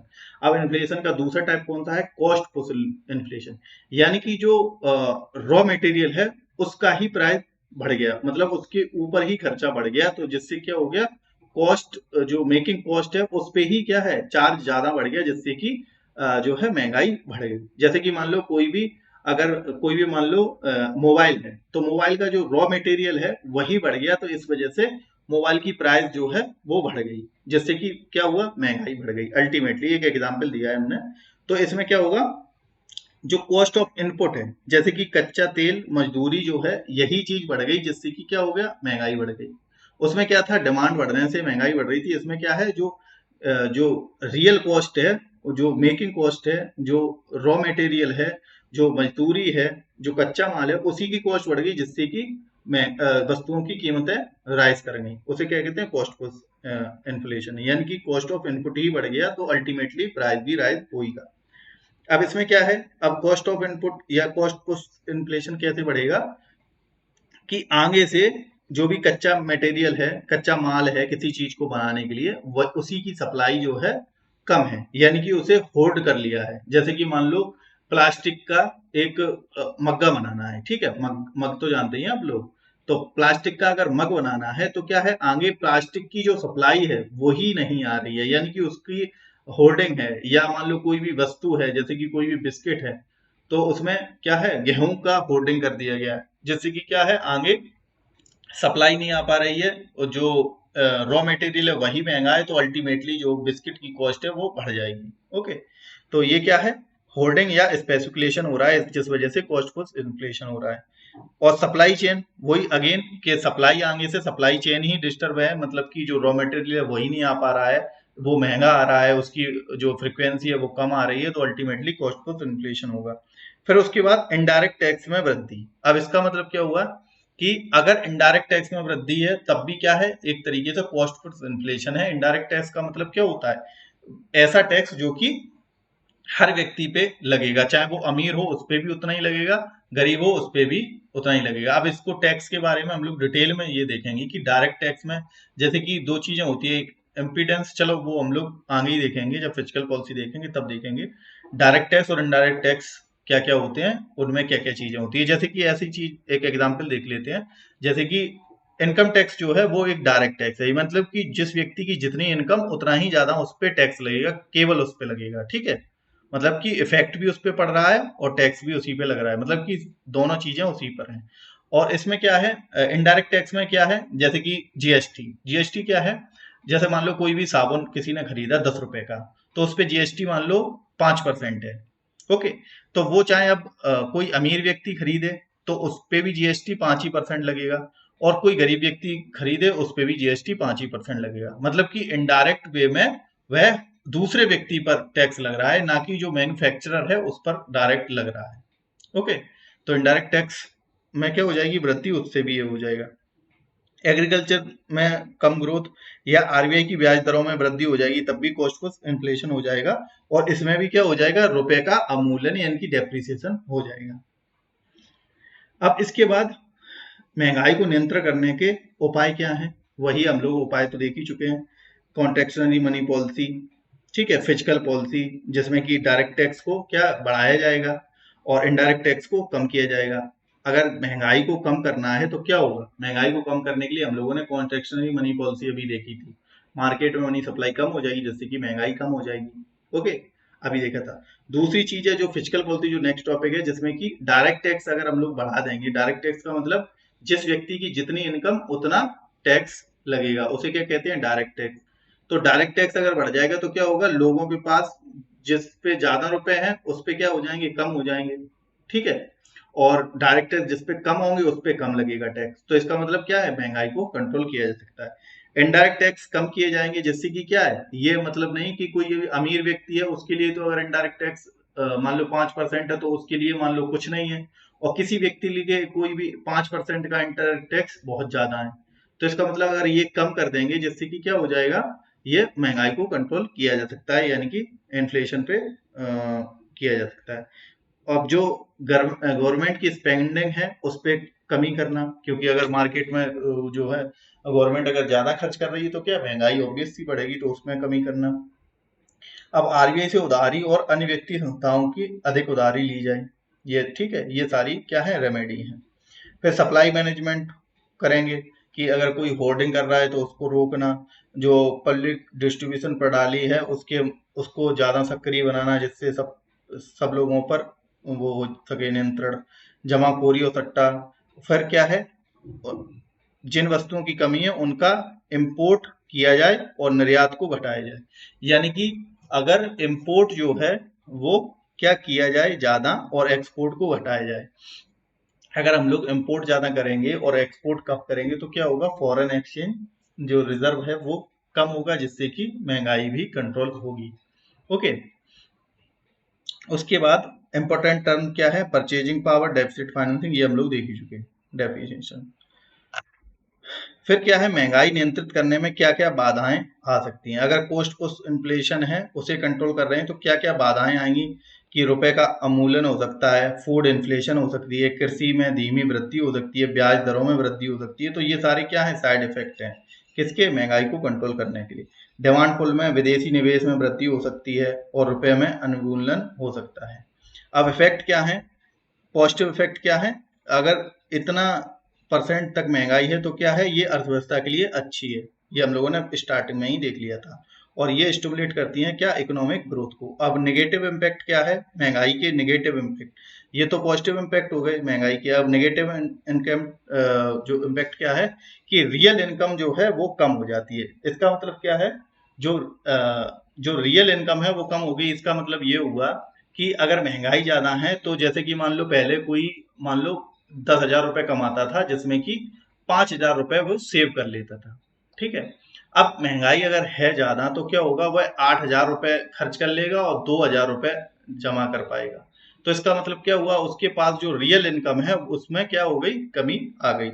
उसके बाद महंगाई जो है रिग्रेसिव इन नेचर होती है, आय की असमानता बढ़ती है, यानी कि अमीर के पास ज्यादा पैसा रहेगा, ज्यादा होता जाएगा, ठीक है, और गरीब के साथ में कम पैसा होता जाएगा। अब इससे ये भी रिलेट कर सकते हैं, अगर इनडायरेक्ट टैक्स क्या है, महंगाई में बढ़ता है, महंगाई में इनडायरेक्ट टैक्स बढ़ाए जाते हैं, ठीक है, और डायरेक्ट टैक्स कम रहते हैं, जिससे कि क्या होता है कि जो गरीब व्यक्ति है वो बेचारा, उसके लिए क्या है, उसके लिए उसे इनडायरेक्ट टैक्स उतना ही देना पड़ेगा जितना कोई अमीर व्यक्ति देगा। मान लो कोई भी 100 रुपए पे 10 रुपए दे रहा है, उसके लिए वो कुछ भी रुपए नहीं है, क्योंकि उसकी इनकम बहुत ज्यादा है और डायरेक्ट टैक्स कम है, क्योंकि क्या होता है, महंगाई में डायरेक्ट टैक्स कम होते हैं और इनडायरेक्ट टैक्स ज्यादा होते हैं। तो उसके लिए इनडायरेक्ट टैक्स 10 रुपए कुछ नहीं है, लेकिन एक व्यक्ति जिसकी आय 10 ही रुपए है मान लो, और उसको 10 रुपए देना है, तो उसके लिए तो बहुत ही महंगी चीज है। तो ये चीज, तो इनकम इक्वलिटी बढ़ेगी कि अमीर व्यक्ति और अमीर होता जाएगा और गरीब व्यक्ति इनडायरेक्ट टैक्स दे दे के गरीब होता जाएगा। और भी चीजें हैं, ये तो एक टर्म मैंने बताया। फिर कैपिटल फॉर्मेशन बाधित रहेगा, आरबीआई की दरें बढ़ानी पड़ती हैं, संसाधनों का वितरण, ये सारा कुछ, ये सारी हम लोग देखते हैं। बैलेंस ऑफ पेमेंट का नकारात्मक असर रहेगा। अब बैलेंस ऑफ पेमेंट क्या होता है, बैलेंस ऑफ पेमेंट वो चीज है जो एक देश अन्य देशों के साथ जो ट्रेड करता है उसका पेमेंट, यानी कि अगर मान लो इंडिया है, इंडिया पाकिस्तान के साथ, इंडिया चाइना के साथ, इंडिया जापान के साथ, इंडिया अमेरिका के साथ ट्रेड कर रहा है, तो उसमें क्या है, कुछ व्यक्तियों, कुछ जैसे कि चाइना से हम लोगों ने ज्यादा इंपोर्ट कर लिया, तो हम लोग क्या है, हमारा चाइना के साथ में निगेटिव बैलेंस ऑफ पेमेंट हो गया। फिर हमने क्या, सिंगापुर को एक्सपोर्ट ज्यादा कर दिया और इंपोर्ट कम किया, तो इसका मतलब हम लोग पॉजिटिव वे में है, किसके, सिंगापुर के अकाउंट के साथ में। तो ऐसे ही सारे देशों के साथ में जो कंबाइंड रूप में क्या होता है कि जैसे कि मान लो इंडिया है, इंडिया बैलेंस ऑफ पेमेंट में पॉजिटिव है या नेगेटिव है, ये चीज देखने से ये होता है बैलेंस ऑफ पेमेंट। अब इसमें क्या है, जैसे कि मान लो हम लोग बैलेंस ऑफ पेमेंट में पॉजिटिव हैं, यानी कि हम लोगों को क्या है, किसी को देना है रुपए। पॉजिटिव का मतलब क्या हुआ, हम लोगों को कोई भी कंट्री के साथ हम लोगों ने इंपोर्ट जो है कम किया है और एक्सपोर्ट ज्यादा किया है। नहीं, उल्टा बोल दिया कि बैलेंस ऑफ पेमेंट का मतलब क्या होता है कि एक देश अन्य देशों के साथ क्या ट्रेड करता है। अगर वह इंपोर्ट ज्यादा करता है और एक्सपोर्ट कम करता है, ठीक है, इंपोर्ट ज्यादा करता है, एक्सपोर्ट कम करता है, तो इसका मतलब वो क्या है, निगेटिव बैलेंस ऑफ पेमेंट में है। और अगर कोई देश इंपोर्ट कम करता है और एक्सपोर्ट ज्यादा करता है, तो वो क्या है, पॉजिटिव बैलेंस ऑफ पेमेंट में हो जाएगी, क्योंकि उसने ज्यादा चीजें भेजी हैं दूसरे देशों में, जिससे कि वहां से पैसा ज्यादा आया है, ठीक है। तो ये चीज है बैलेंस ऑफ पेमेंट। अब क्या है, इफेक्ट ऑन इंडिविजुअल। अब महंगाई का इंडिविजुअल पे क्या इफेक्ट पड़ेगा, बिजनेसमैन और बोरोवर पे इफेक्ट क्या पड़ेगा। महंगाई में बिजनेसमैन को लाभ होता है और वह अंतिम उत्पाद में कीमत में तेजी से अंतिम उत्पाद की कीमत तेजी से बढ़ती है। और अगर डिफ्लेशन है, यानी कि महंगाई नहीं है, तो क्या है, बिजनेसमैन को नुकसान होता है, यानी कि महंगाई बढ़ने से जो बिजनेसमैन है उन्हें फायदा होगा और महंगाई कम होने से बिजनेसमैन को नुकसान होगा। अब जो फिक्स इनकम ग्रुप है, यानी कि जो जॉब करने वाले लोग हैं उन्हें, या लेंडर्स हैं, उन पे क्या इफेक्ट पड़ेगा महंगाई का, तो जो महंगाई से उन्हें नुकसान होगा और मंदी से उन्हें लाभ होगा, मतलब कि जस्ट उल्टा, बिजनेसमैन को महंगाई में लाभ होता है और फिक्स इनकम वाले को महंगाई में नुकसान होता है। क्यों, क्योंकि अगर मान लो किसी व्यक्ति की सैलरी मान लो 25,000 है, ठीक, अगर महंगाई ज्यादा है तो वह क्या है, महंगाई ज्यादा है तो वह 25 में से मान लो 5,000 रुपए बचा पाए, ठीक है, बाकी खर्चा हो जाए। अगर महंगाई कम है तो वो क्या करेगा, वो 5,000 की जगह 10,000 या 8,000 भी बचा सकता है। तो क्या है, उसमें क्या है, उसे फायदा है महंगाई कम होने पर। फिर करेंसी इटसेल्फ क्या है, करेंसी पे क्या इफेक्ट पड़ेगा, महंगाई में रुपए के मूल्य वृद्धि घटती है और विदेशी मुद्रा के मामले में रुपए की वैल्यू घटती है। यानी कि अगर महंगाई होगा तो क्या होगा, जो रुपए की वैल्यू है वो कम होगी और विदेशी मुद्रा के रूप में, यानी कि डॉलर जो है, अगर कंपैरिजन करें हम लोग इंडियन रुपी का डॉलर में, तो डॉलर की वैल्यू बढ़ जाएगी इंडियन रुपीज की, और मंदी में क्या होगा, रुपए की शक्ति बढ़ेगी। तो ये इफेक्ट ऑन इंडिविजुअल हो गया। अब मीजरमेंट ऑफ जो इन्फ्लेशन है, इन्फ्लेशन का मीजरमेंट किससे किया जाता है, तो वो सूचकांक की संख्याओं की मदद से नापा जाता है, ठीक, जिसमें कि एक होल प्राइस इंडेक्स है, होलसेल प्राइस इंडेक्स, और एक है CPI यानी कि कॉस्ट प्राइस इंडेक्स। तो इन दोनों में consumer price index, cost price नहीं कंज्यूमर, एक CPI एक WPI।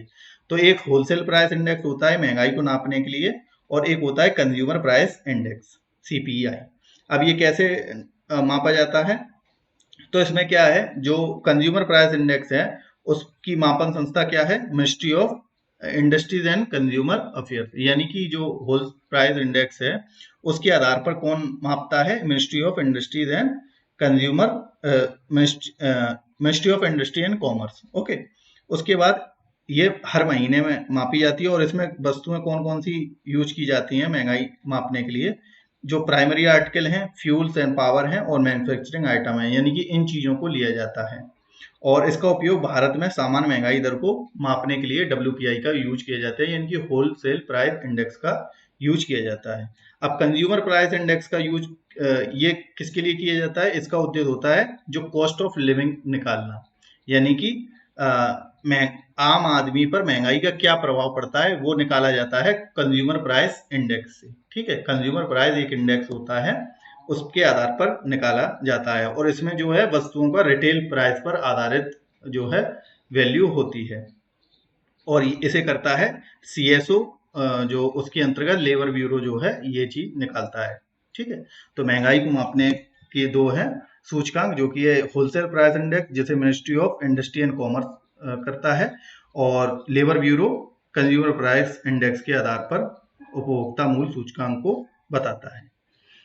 अब जो CPI जो है वो कौन कौन से होते हैं? जो CPI जो इंडस्ट्रियल वर्कर है, जिसमें कि खाद्य वस्तुओं का वेटेज कितना है? 46% खाद्य वस्तुएं यानी कि फूड आइटम्स का वेटेज है 46%, और ये औद्योगिक श्रमिकों के लिए है और ये लेबर ब्यूरो द्वारा मापा जाता है cost price index industrial worker के लिए। ठीक है, तो ये सारे अलग अलग जो है इंडेक्सेस हैं। एक है कॉस्ट प्राइस इंडेक्स जो अर्बन नॉन मैनुअल एम्प्लॉयमेंट, मतलब कि क्या है? कंज्यूमर प्राइस इंडेक्स क्या है? ये कॉस्ट ऑफ लिविंग को मापना इसका काम है कि मान लो इंडस्ट्रियल वर्कर की कॉस्ट ऑफ लिविंग क्या आती है। अब एरिया के आधार पर होता है, जैसे कि इंडस्ट्रियल वर्कर के कहाँ पे है, फिर अर्बन और नॉन एम्प्लॉय मतलब अर्बन एरिया में कहाँ पे है, फिर एग्रीकल्चर जो लेबर है उनका कॉस्ट ऑफ लिविंग क्या है, फिर रूरल लेबर है उसका कॉस्ट ऑफ लिविंग क्या है। तो ये अलग अलग है, जैसे कि CPI फॉर एग्रीकल्चर वर्कर या लेबरर और CPI फॉर रूरल वर्कर।